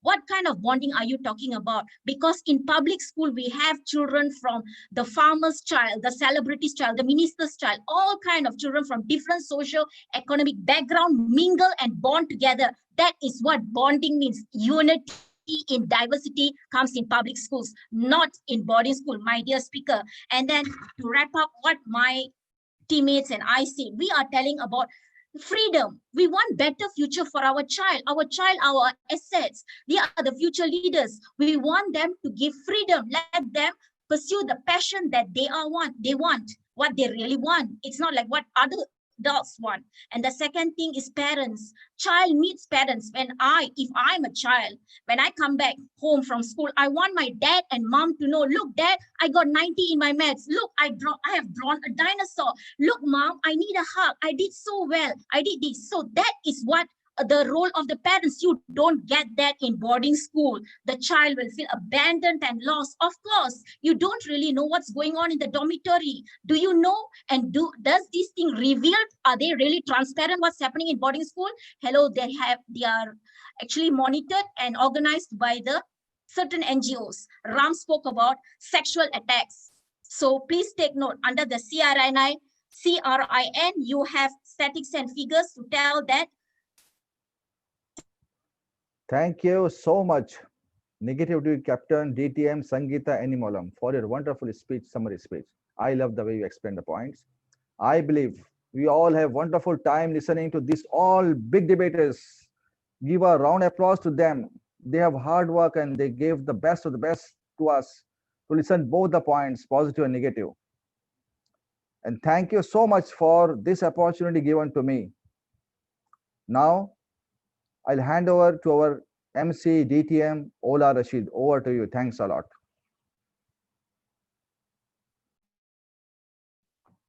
Thank you so much, moderator, and thank you so much for the two amazing teams, the negative and the affirmative, who really debated beautifully today. Now, the signature of elite debaters champion debating meetings that every time we do have with us someone who would share his own experience and to teach us more about debating. And today we are really lucky to have someone special. Before giving him the platform to share with us his thoughts about debating, let me tell you who he is. He began his Toastmaster journey in 2005, joining a club in Orange County, California, a distinguished Toastmasters in 2000. Toastmasters. In 2012, he became only the 65th person to achieve Toastmasters' highest award, the accredited speaker, in Toastmaster International history, and is the youngest to ever achieve it. Patrick is a former U.S. national debate champion and public speaking gold medalist, a well-traveled Toastmasters. Also, he visited over 1,100 Toastmasters club. Wow, from where you got all that time. On 3 continents and 43 U.S. states, and is in the process of writing a blog about his travel. Yes, you have to, and we really would love to read it. And Patrick is the CEO of one of the largest disaster preparedness companies in the United States, and is recognized as one of the world's premier experts in emergency planning. He was invited to Washington, D.C. as the U.S. National Private Sector Representative and is the youngest person ever invited to do so. So, ladies and gentlemen, welcome with me our special guest for tonight, DTM Patrick Hardy, who will share with us the rise of Toastmaster debate. Thank you very much, Madam MC. Thank you, fellow Toastmasters. I appreciate that very warm welcome. You know, when I lived in China for a very long time. And when I was doing so, I heard a story once, and I wanted to tell you a little bit about it. There was once a martial arts student who he went to his teacher and he said, "Teacher, how can I become a great martial artist just like you?" And the teacher thought about it for a minute and he said, "You have to work really hard." And so the student said, "Well, how many years do you think that would take?" And the teacher thought about it for a moment and he said, 10 years. So the student said, "Well, what if I worked twice as hard as everybody else in the school?" And the teacher thought about it for a minute and he said, 20 years. He said, "Well, what if I work 3 times as hard as every other person in the school?" The teacher thought about it for a minute and he turned to him and he said, 30 years. And the student was completely befuddled. He couldn't believe it. He said, "Teacher, I don't understand. Why is it the harder I tell you I'm going to work, the longer you tell me it's going to take?" And the teacher turned to him and said, "Because if you have both eyes on the mountain, you have neither eyes on the path in which to get there." Fellow Toastmasters, indeed, my name is Patrick Hardy. I have been a Toastmaster for about 15 years or so. I appreciate everything the MC was saying because she is absolutely right, as her preamble is correct. I have visited clubs all over the world. I have visited about 1,100 of them in many countries throughout Europe. I went to graduate school in Europe, so I visited clubs in Germany and in Holland and in Belgium. And when I was in Asia, I visited clubs in China and Malaysia and Singapore. So I've gotten a wonderful opportunity to see some terrific clubs. But one of the things that is really close to my heart is debate. Debate is so important. And when I was in college, I was a collegiate debater and a national champion. And One of the things that I remember about debate when I was doing it was I thought, I wonder what I'm doing all this for. Like, what's the purpose of debate? What does any of this mean in real life?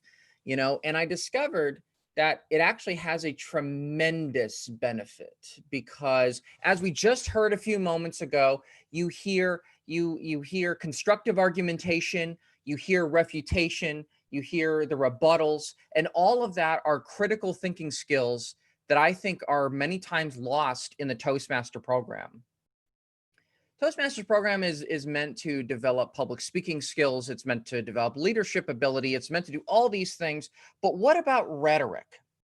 What about Toastmasters itself in as far as debate goes? And I'm so glad, because now I've gotten to see another debate club. I've been to about 10 of them throughout the US. I was in one in Europe, and I was also was a part of a debate club in Australia. So I actually got to participate in Australian debate as well. And these debate clubs are so fascinating. And I thank you for the opportunity to speak today, because today I really want to talk to you about the future of Toastmasters debate and the place that all of us can really fit into that future, because it's really very much in doubt. We really don't know what's going to happen with the future of Toastmasters debate. And I'm going to sort of talk to you a little bit about the direction that we need to go in, some of the trends, some of the things that I'm seeing, and the way that we're going to make Toastmasters debate successful is we have to keep both eyes on the mountain. Actually, if we do that, it's going to take us way too long. We should keep one eye on the mountain and one eye on the path in which to get there. And that's the reason why I told you that story in the very beginning, because there was just so much to enunciating Toastmasters debate. And there's a lot of things that I think that if we did and we actuated, you would discover that Toastmasters debate would become so much larger, so much better, so much more popular. And it's something that I think that every club, and I don't lace my words with any amount of hyperbole whatsoever. I believe that every club in Toastmasters should at some point host or conduct a debate of some kind.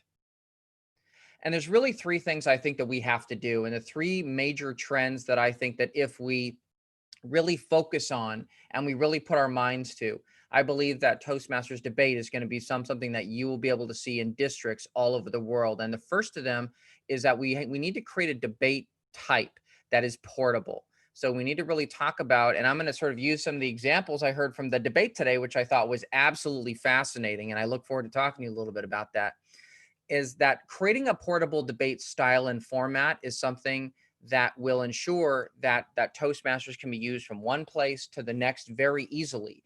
One of the things that I hear from clubs all the time, I was visiting a club in Great Britain, and I asked them if they ever ran a debate. And they said no. And I said, why wouldn't you do that? And they said, well, we have no idea how to run it. We have no idea how to put one on. And so one of the things I think we have to do is we have to begin talking about how we can make those portable. And then after I talk to you a little bit about that, the second thing I think we really have to do is we have to standardize debate. We have to standardize the way we do it. We have to standardize the format, the stratagems, the things that are employed in the way that debate is actually conducted at the clubs is going to make a massive difference. That standardization is what's going to make Toastmasters debate truly effective and absolutely usable in any club anywhere around the world. I have been to clubs that are of many different kinds and types. I have been to clubs that are comedy clubs. I have been to clubs that are taboo clubs. I don't know if any of you have ever heard of a taboo club before. Taboo clubs, there are a few of them in the United States. I don't know if there are any abroad. To my knowledge, there are not. But in the US, those clubs are clubs that specifically discuss sex, specifically discuss politics, and specifically talk about faith. And they always use a lot of foul language. They do all those kinds of crazy things. And they do that because those kinds of clubs, that's what they really are looking for. And that's the style of that club. I have been to corporate clubs. I've been to closed clubs. I've been to a club where actually the location of the club is actually a secret. You actually don't know where the club is. I was actually picked up in a car and I was blindfolded and taken to the club meeting because I wasn't allowed to know where the club actually met. So there are a lot of different clubs. And I think that standardization is going to make a massive difference in the way that debate is adopted in districts around the world. And then last, and I think the most fun, is I think we need to learn how to promote debate. We have to promote debate internally. We have to promote our debate within our districts. And I did not know, I learned something today. I did not know that you folks had conducted a debate championship in the Middle East. I was blown away by that and incredibly impressed. The only thing I wasn't impressed about was that I wasn't invited to debate. No, I'm just joking. But I just think it's just a tremendous opportunity, and a championship like that is so cool. And so after the meeting, I'm really hoping that a couple of you will follow up with me and kind of tell me about how it was run, what did you do, how did you organize it? Because it's those kinds of promotional things that will make debate interesting. I can't tell you the number of clubs I've been to in the US and overseas who said, I didn't know we had debate. I didn't know debate was even existed in Toastmasters. I assumed that it was just general public speaking. And I said, no, rhetoric has always been a part of public speaking overall. And so this is kind of my chance to discuss those with you, to say that public speaking, leadership, and rhetoric always go hand in hand.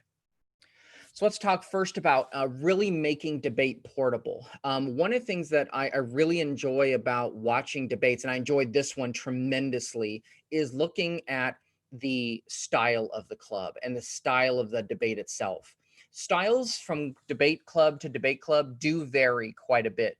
This club, actually, I give you guys 2 thumbs up, because I saw a lot more refutation, and good refutation, from a lot of debaters. Ram did a tremendous job. The people who were on the neg side did a really good job. Some of the people on the affirmative side did a terrific job as well. I apologize, I don't remember all your names, but it was really good, because normally what I see with debates is I see argument 1 goes this way, and then the negative gets up and they deliver an argument, it goes over here. And when I put them on the page and I look at them, the arguments sit like this. They don't actually ever touch.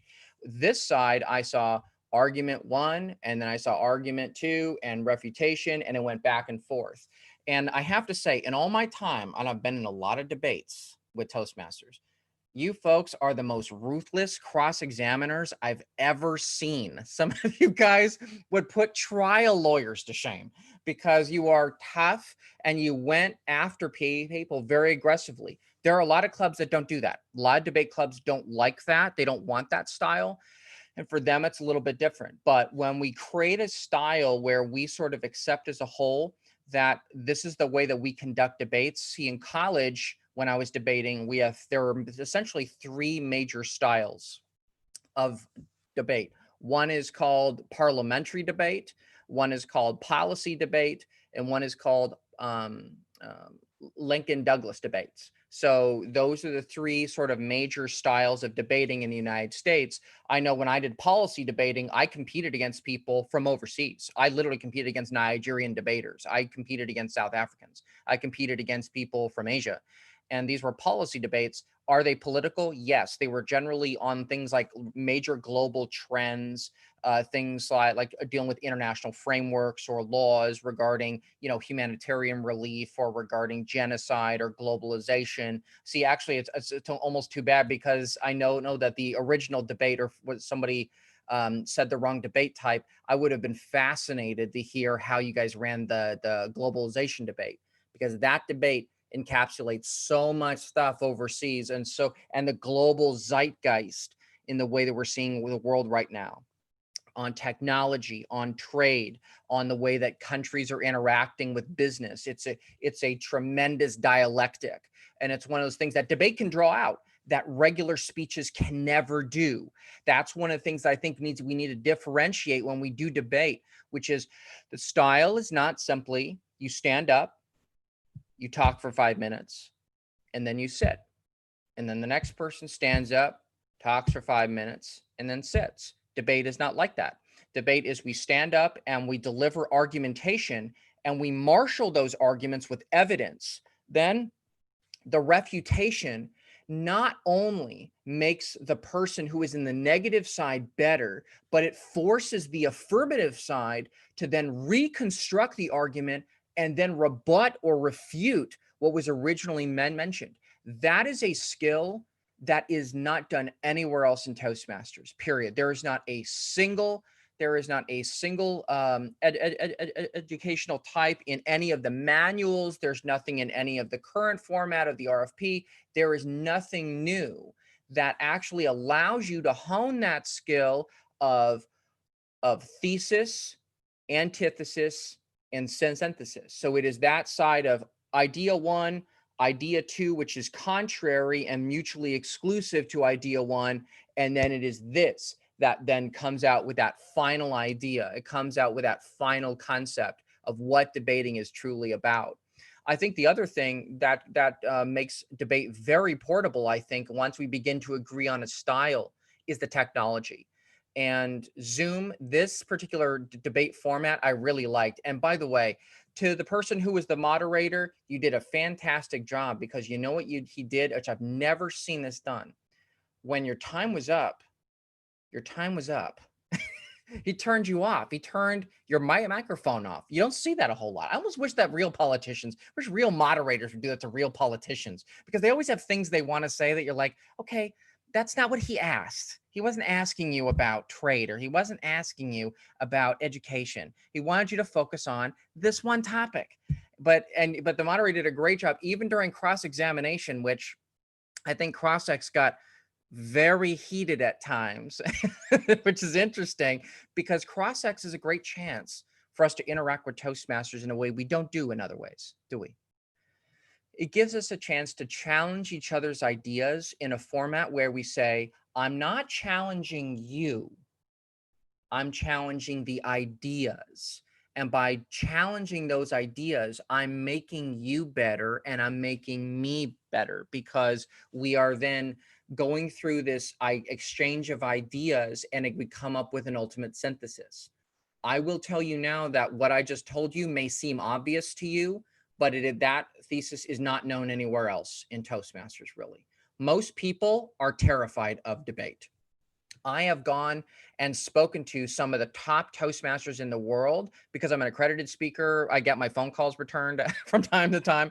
So when I call world champions, I ask them about debate, and they always say the same thing. Well, I don't know. I don't, it seems too confrontational. And I say, whoa, wait a minute.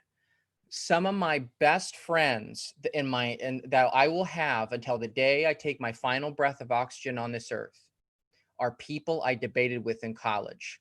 I debated hundreds of topics with people. I discussed, Yugoslav politics, and I talked about Chinese foreign policy, and I talked about naval policies, and I discussed fishing and, overseas subsidies of farming, and even US domestic policies like healthcare or Social Security or whatever. These were contentious, heated debates because we were both trying to win a tournament, win a trophy, move on, get the points, go to nationals. So it was so intense that when you were in the debate, it looked like these were people who were completely at odds. And then they would forget that right after the debate, we would always share a cup of coffee.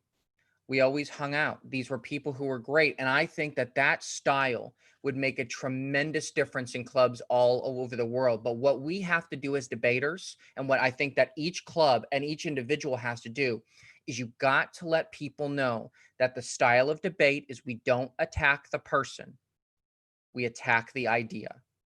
If you do it like that and you frame it like that, then it makes it a lot easier, because otherwise people are terrified of debating.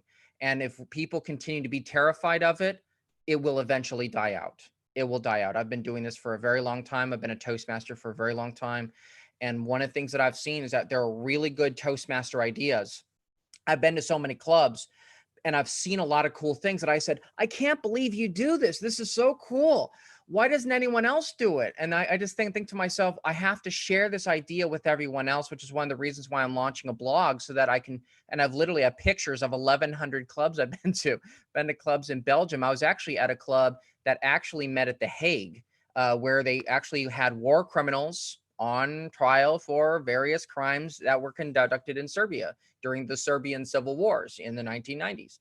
So these were people who, and the debate club was filled with law clerks and janitors and people who worked the front desk and people who did all kinds of things. These were fun clubs and they wanted to debate too, but they couldn't do it. Not because they didn't want to, because they didn't understand. You don't attack the person, you attack the idea. That's why a lot of corporate clubs won't touch debate.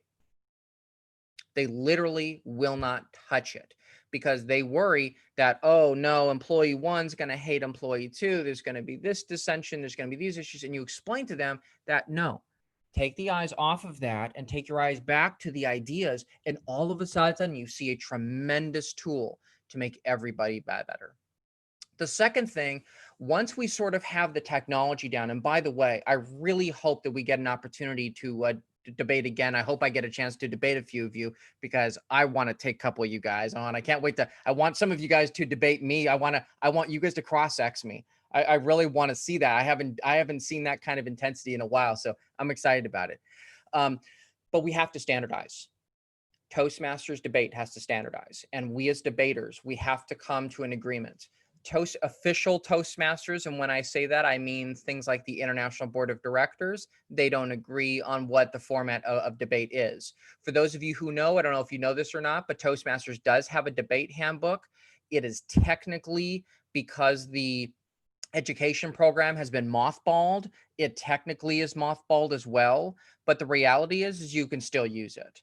And I think that we have to come to an agreement as to how we would standardize it. I was at a debate club. I was at Club 500, which meets in Minneapolis, Minnesota in the United States. When I debated their club, they had a certain style. They didn't do cross-examination. They simply did refutational speech after refutational speech, and you had to push all the points out.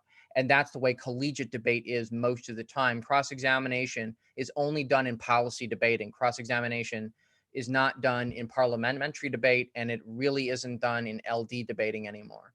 One of the other things is that in Britain, they have something called the Oxford debate style. That's a style, actually, I really wish we would go to a little more often, because if you don't refute other people's arguments, then it's automatic points against you. And the speeches are a little longer. Because that's the only critique I would have with the presentations here, is that the presentations weren't long enough. There were some arguments that I think would have been really, really, really strong, but I needed about another 15 seconds of analysis. I needed about a couple of people on the negative side who I was like, oh, that's so close. That's such a great idea. That's such a great point, but they needed another 30 seconds to develop it. Those are the kinds of things we have to agree on. We have to agree on the presentation of evidence. One of the things I saw here today that I've only seen in one other club, it's that, and unfortunately this club's actually closed. It was called Pro-Con Debaters. It met in Simi Valley, California, which is near Los Angeles. That club, they allowed you to present evidence, and people actually had sheets of paper where they literally brought up the sheet of paper and said, this is the evidence. You guys did it in a really cool way where you actually did it on Zoom.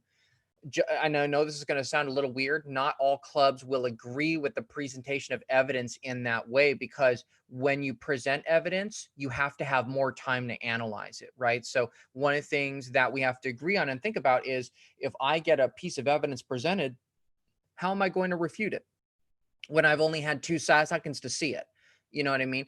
Because if I've had more time, I mean, like, for example, the issue regarding boarding schools and abuse, that's a fine article there, but I didn't have a chance to read it as a debater. I would have needed to see it, review it, so I can properly refute that argumentation. So those are things that I'm not saying it's good or bad. So I don't want anyone to think I'm saying it's good or bad at all. That's not the point I'm trying to make, but it's those kinds of standardized things that I think become really, really important. I think that we have to create collaboration with clubs around the world. This debate club, I'm really hoping will stay connected to me, because I stay connected with debate clubs and I ask them questions, and I want to support you in every way I can. I want you to know that no matter what happens, I am your biggest supporter, period. Because I really do wish that we could conduct standard debates over Zoom with international clubs. How cool would that be? I mean, how cool would that be? Imagine this. You hold a debate on globalization. You have one debater from the Middle East. You have another debater on the affirmative side. from Australia. You have a negative person from the US, and you have another negative person from the European Union. How cool would that be? Or imagine if you had people from North Africa, or if you had a truly internationalized debate where you, how cool would this be? You have 3 people from the affirmative and 3 people from the negative, and they represent 6 of the 7 continents in the world. That's something that no one's ever done before. And if we standardized our debate, if we standardized the format, if we standardized the style, we could do that. It would be, as we say in the US, we call it plug and play, which means literally you don't have to worry about implementing it. We wouldn't have to discuss it. We literally could say, okay, we know the rules, it's standard. Because like when I was in college, I competed against the US Air Force Academy. I competed against the University of Stellenbosch, which is in South Africa. When I competed against them, they knew the same rules that when I competed against Harvard or when I competed against Cambridge. They all understood the rules. Nobody had to say, well, Patrick, you know, let me explain the rules of debate to you. They didn't have to do that. Like we already knew that. And I think literally, if you were to ask me what is the biggest reason why debate doesn't continue to move forward in the world, that's the reason. That's the reason. Because if we could collaborate more, these clubs it'd be a lot more fun and more people would join in. Which is why really my last point, and the one that I think is so much fun, and the one I really want to talk about is promotion. I want us to promote debate, but it can't be done the way we normally promote debates in Toastmasters, the way we promote our clubs. You have to do this in a blockbuster way. And it sounds like you have tremendous district support. That's amazing. Districts in Europe and districts in America, they are supportive of debate. Sort of. And when I say sort of, I don't mean like they say, well, I don't want to do it. The only reason why they're reluctant is because they don't think there's enough of a groundswell. You guys have been in this organization long enough. I mean, we're all longtime Toastmasters here. If the district doesn't think that clubs are supporting it and there's a large groundswell, they're not going to support it. They're just not. In District 12, which is in Riverside, California, there's actually a lot of debate clubs in California. I'm not just saying that because I'm from California. There just happens to be a lot of clubs there. In that debate club, they allow guests to debate. They standardize the format. They've made it very clear they do not deviate. It sounds like that is the case here. And I have thrown down the gauntlet. I don't know if I'll just throw down my pair of scissors here, that I am officially challenging this club to a debate. I will debate you folks at some point. I can't wait to do it. It'll be 3 people against me because I think it'll be really fun to do that because I want to experience every part of being the affirmative or the negative. But one of the things that really is cool, and one of the ways in which I want to tell you I'm happy to support you, is that when we need to really be putting on district events that have debates in them. There is a district in Texas, which is in the US, and they have always, what they've done is that they don't do it anymore. They used to put on a showcased debate at the district.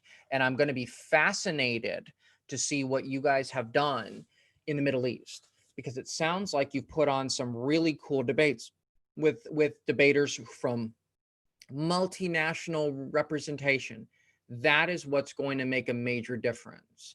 Is we have to do promotional events. If we have a Zoom meeting, I don't know why we don't have 400 Toastmasters in here right now.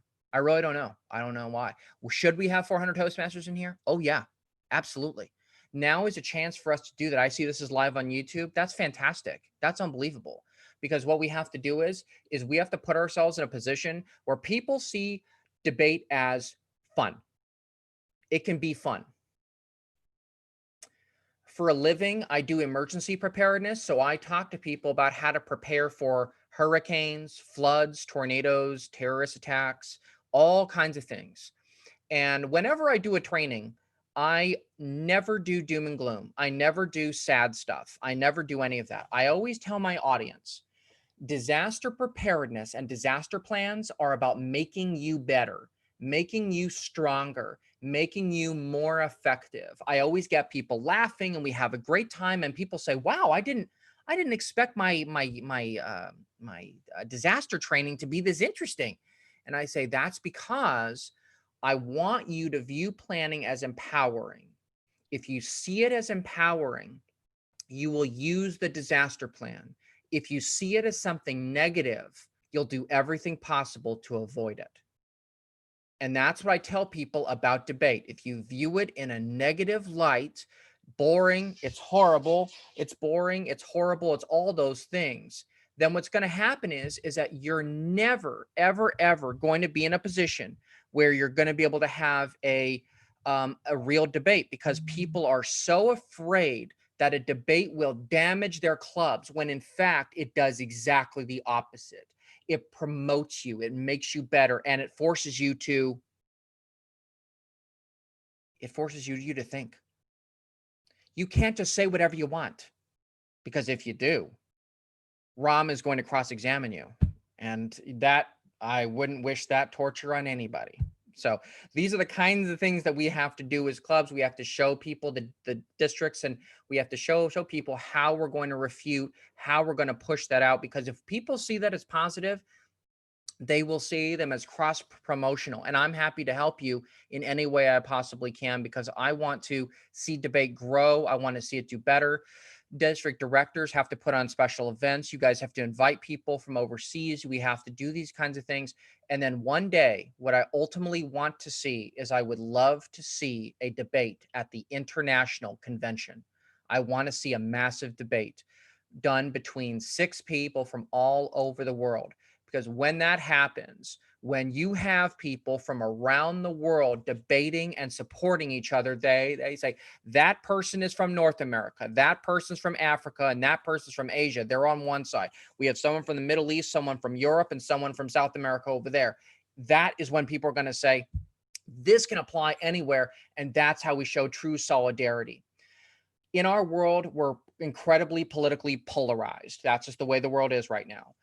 But debates can be a way for us to bring each other together. And I think you folks have done an amazing job in doing that. So, I want you to know that I'm here to support you. I know that other accredited speakers would do the same, I'm sure.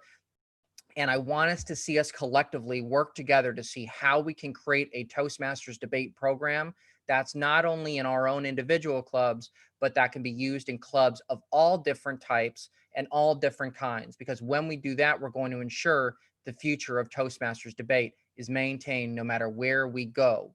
Because if we don't, we're going to be like that martial arts student who simply wants to be the best and simply doesn't have one eye on the mountain and one eye on the path in which to get there. Because we'll have, the harder we work, the longer it'll take. If we focus and we put ourselves together and commit to true Toastmasters debate and the future of what it can really be and its potential, we will get to the mountain much faster than we would if we had both eyes on the mountain and neither eyes on the path in which to get there. Thank you.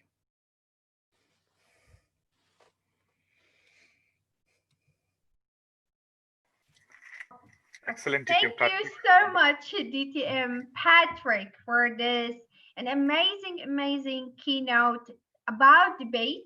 And I love the idea about having a debate all over the world, one debater from each continent.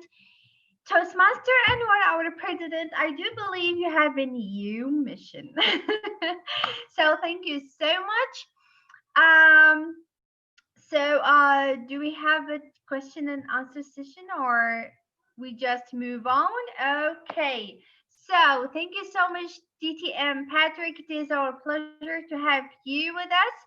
So now it is the time to know who is the winner and to know if boarding schools are good for your futures.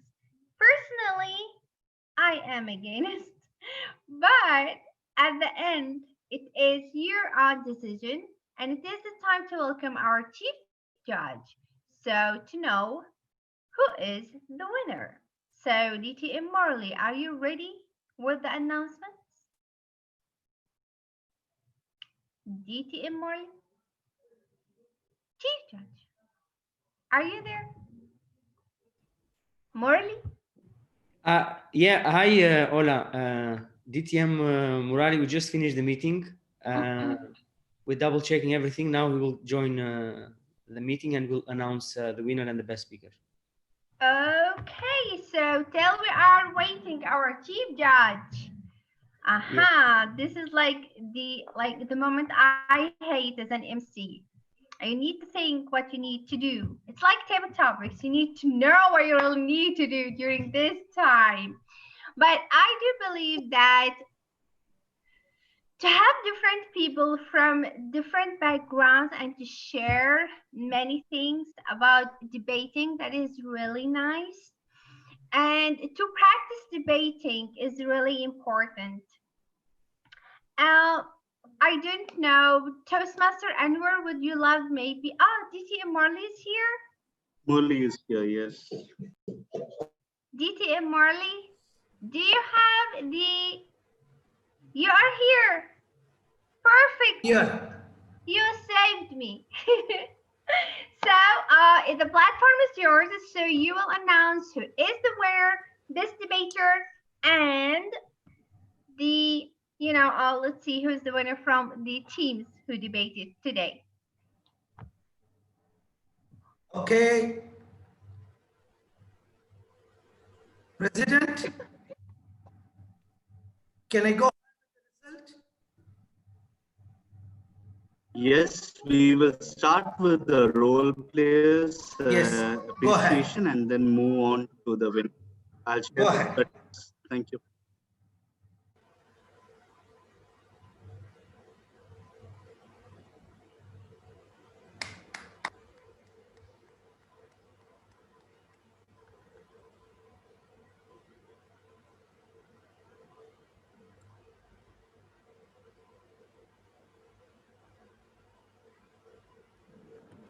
First, we will like, yeah. Please. No, you.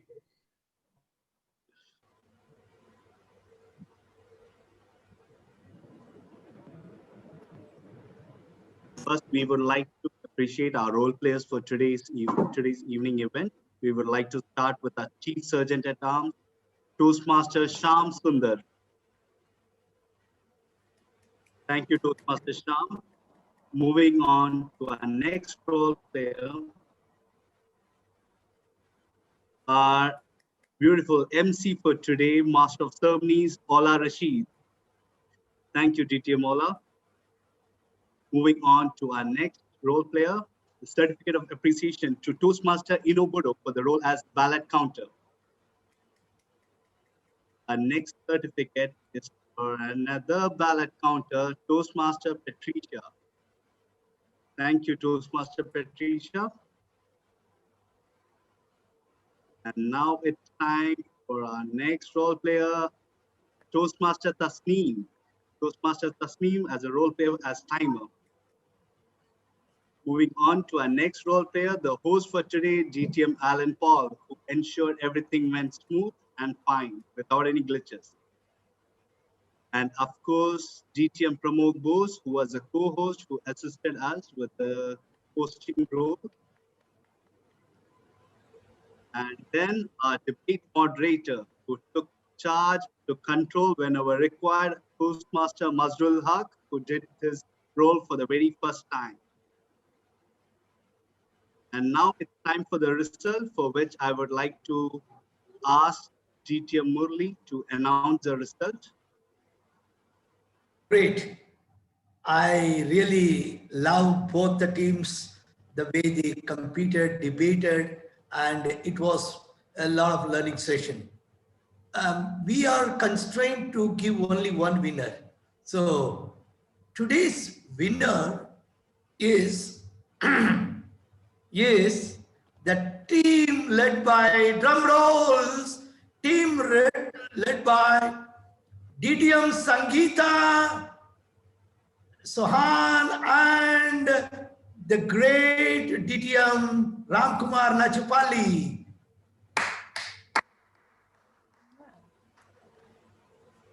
Congratulations to affirmative team as well as to negative team. And we appreciate everyone's excellent. Thank you very much. Our sincere thanks to the affirmative team led by the Captain Nahida, great speaker Wafa, and another great speaker Rohaina. the best debater. Drum rolls. I would appreciate if the host can unmute everybody's this thing so that we can really hear the clapping sound. Yes. Great. 3, 2, 1. It is DTM Rohaina Akil. Oh. First time in a long time. Thank you. Rohaina. Thank you. Best Thank you. speaker. Thank you. I Well can done. debate. Excellent. Excellent. Congratulations, DTM Rohaina. But everybody did a great job. And I have to sincerely thank all the judges team. And basically the ballot team had a tough time. I should congratulate Patricia as well as Eno over there, and who did a great job. And I really appreciate our president, who has really been behind me. I'm in the midst of packing and everything. I'm leaving tomorrow morning, 9 o'clock. But still he said, you can do it. Thank you. I would say a real distinguished Toastmaster, not in the name of DTM, but a loving, affectionate, dedicated Toastmaster Anwar, and the entire team, especially MC and our moderator. I was so happy with the moderator today. I was remembering my days as a moderator. Great thing, TTM, Toastmaster Mazrul Haq. Excellent. With this, I hand over the podium back to virtual podium to our President Anwar Adam. Thank you, Chief Judge DTM Murli. What a wonderful debate that was. At Elite Debaters, we are learning every day, and truly today was a lot of learning for all of us. And wow, new faces in the debate, and Rohaina debating for the first time with us, and there she goes.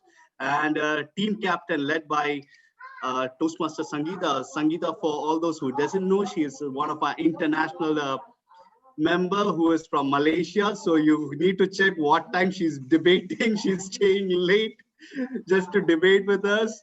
And well, all the debaters did really well. A lot of you, it was your first time, Nahida debating for the first time.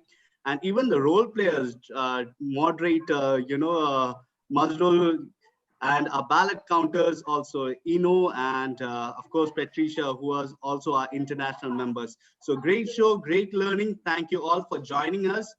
And now I need to give a lot of credits to our guest speaker, who was our accredited speaker, who was DTM Patrick. A lot of, things you had shared. Regarding the debate, we are really looking forward to debate with you. And I'm going to do a session, a new debate. Okay, I know we still have a lot of issues with standardizing, but what we plan to do is we are going to have a debate only with cross-examination. So you can talk for 5 minutes and all the elite debaters are going to cross-question you. I think that would be really overwhelming for me. I'm a little scared of that, but I'm up to the challenge. But I thank you all for having me today. It was a lot of fun. I definitely enjoyed it. Thank you all very much. Actually, we do understand there's a lot of difference, in Toastmaster debatings, and we trying to, set some benchmarks. And of course, it will be great. We are going to reach out to you. We also been visualizing within the, at least the region, because the last time when we actually debated around the region, it was so difficult to come to an agreement. Should the first speaker talk for 5 minutes, 4 minutes? Should the debate topic be revealed, not revealed? Should we agree upon it? What is the timing? Should you mute? So many different, versions. But we had to, compromise. So to your point, cross-question, examination is not something which we have seen in a lot of clubs, but this is something which we are very passionate and enjoy. So this is one thing which we did not compromise in our, the championship we had last term. We said timing, topic, everything we'll compromise, but no cross-examination. And that we, ended up being the winners. You know what? if that makes it for passion, and if that is really what gears people up, I tell people if you like doing it, then absolutely do it, because it definitely adds a different tempo to things, doesn't it? It definitely changes the way people interact. It changes the dynamic of it. So yes, but it was fun to watch. It was definitely, everyone did really great on argumentation. I just happened to pull out one person, but a lot of other debaters did. They came out with some really good cross-examination. There were some really good points brought up. So it was really interesting. Yeah. Cool. Actually, one thing, when I was new, watching the debate, and when we launched the Elite Debaters Championship, the idea was about learnings and developing each other. But the first debate I saw, it was so furious, and the cross-examination, I was really worried. I was like, oh, it's been so heated. But when we, entered the meeting, they were like, wow, what point you debated against me and how you cross-questioning. So it's a healthy, thing. Even in the championship debate, we really felt they're getting too personal. But after the meeting, it's, to your point, it was not personal. It's only on the topic. And the passion about debating and the beauty of it is, there are certain topics which you don't agree upon, but when you're asked to speak and debate, you stand by it and you deliver. So that's a beautiful learning. And we do have an upcoming meeting, which is on 3rd of October, where we are going to have our first joint meeting for this term. Being a debate club, yes, of course, we are going to debate with a club in India, but on a slightly new debating norms or standards. We are going to have 3 versus 3, but it will not be a competition between 2 teams. 2 clubs. We are going to mix the clubs. So we want to see a lot of learning, cross-learning from Indian and Kuwait members. So let's see how it goes. And the big surprise element here for us is the topic will only be revealed 30 minutes upfront. So this is something even new. So let's go for it. I actually want to hear from, DTM Patrick. So how is other clubs doing? They do reveal the topic upfront, or it's, before 30 minutes, or how does it work? Normally speaking, every debate club I have been to, the way they do it is that they reveal the topic in the previous meeting, what they're going to debate the next meeting, right? And that is usually the way they do it. And as a matter of fact, some clubs actually reveal the topic 6 months in advance. So they'll say, in this meeting, we're going to talk about this. These usually once a month. These clubs usually once a month. They'll say, in January, we're going to do globalization. On, February, we're going to discuss, water policy, whatever, so they'll just go through it every month. And that's how they'll do it. One of the things that is that I was mentioning kind of a style issue, which is generally, if you don't give people a lot of time to prep, then that is good in a sense, because then you don't have to worry about the evidence issue, because people are not going to put up evidence on the screen, right? So it's just going to be a simple argument versus argument. And that's how it's going to end up being. But one of the things that I do for myself, just as a challenge, just because I do it, I tell every club I challenge to a debate. I've challenged 10 clubs now to debates, is I tell them, don't tell me what the topic is beforehand. Don't tell me. I don't want to know. I just want to know like the day of, because then that makes it really fun for me, because I don't want any advantages. I just want to be able to just go in there and do it.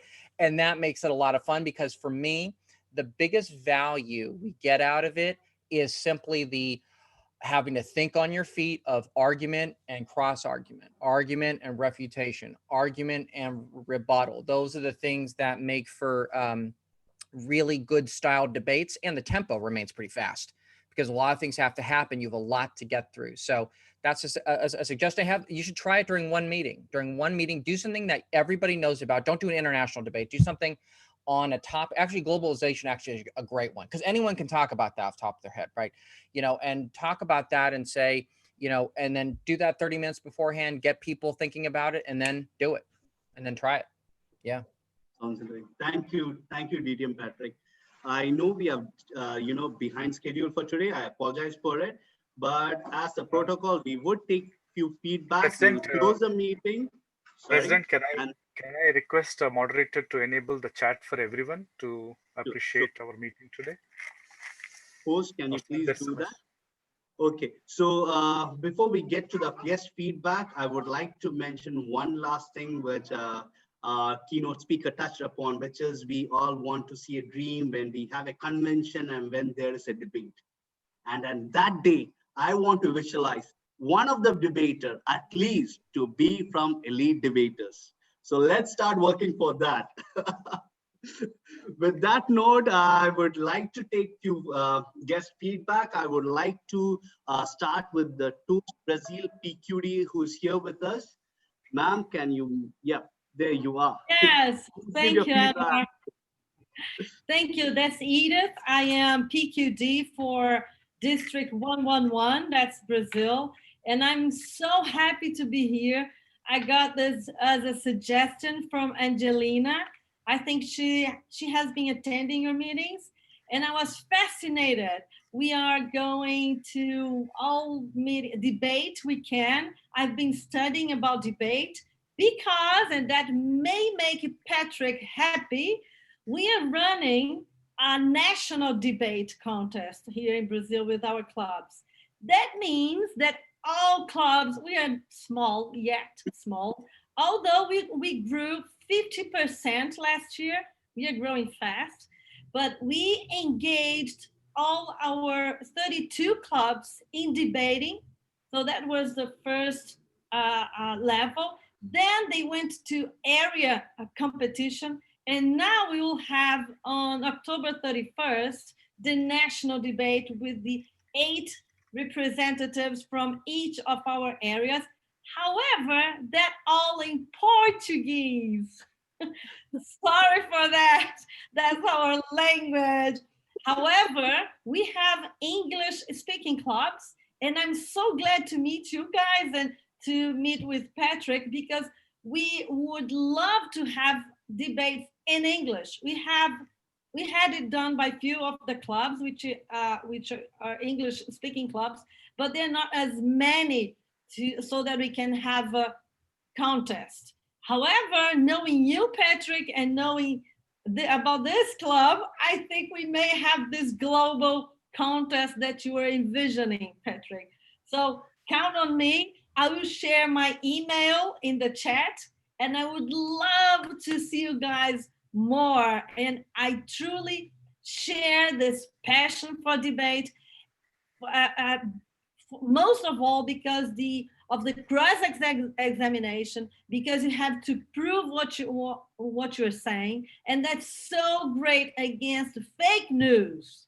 So important. We have elections coming in Brazil, and I know there are some elections coming in the US, so that's crucial for all of us to be educated on how to evaluate our politicians when they debate. So thank you so much, and I will share my email with you, all of you guys, and congratulations, was great. I loved it, really loved this session. Thank you so much. Thank you, PQD from 111. Thank you for your kind words. And now we will take one speaker who's also with us, who is Galal Zaki, a guest from Egypt, who has been, for attending almost all the Quid meetings. Wherever I go, he's there. So can we hear from you, your feedback, please, about how you enjoyed the meeting?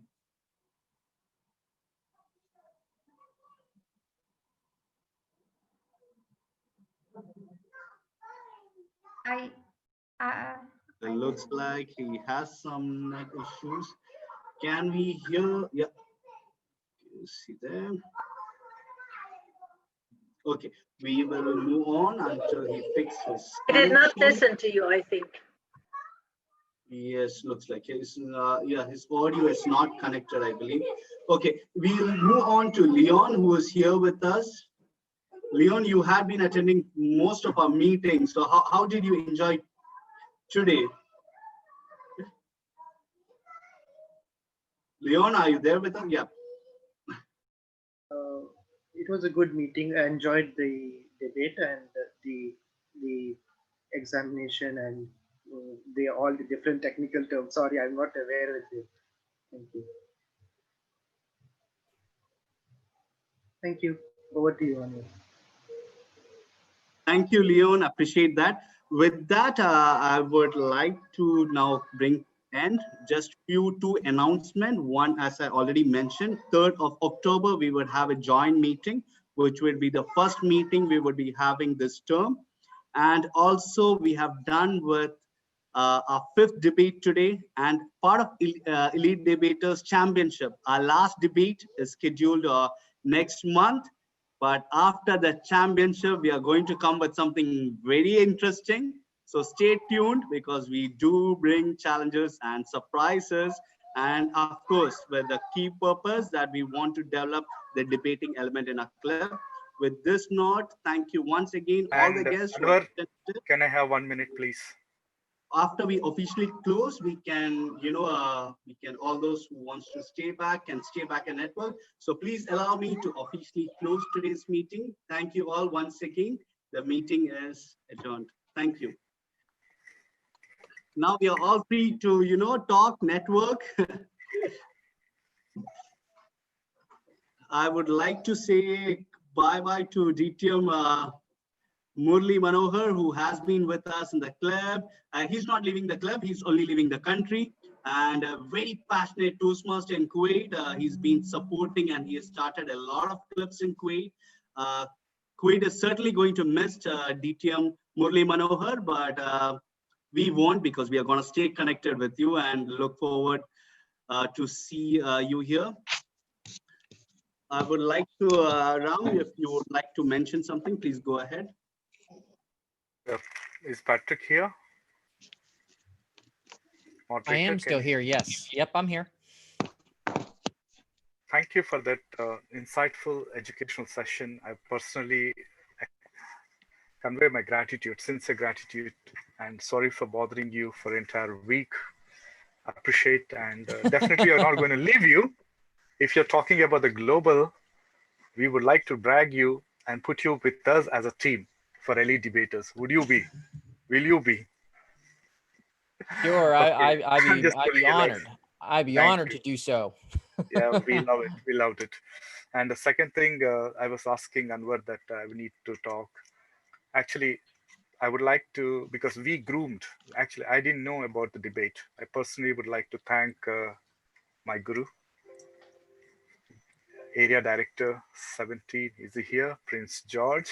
We owe him our gratitude too.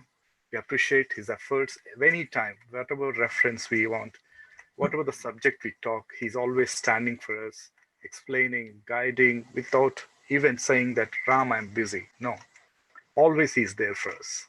So me and my team, so Sangeeta and Toastmaster Suhan and myself, thank you, AD Prince George, for giving us appropriate guidance and streamlining us, bringing us together, giving your insights, knowledge, and what is needed based on the logics, ideas, statistics, reference material, resources,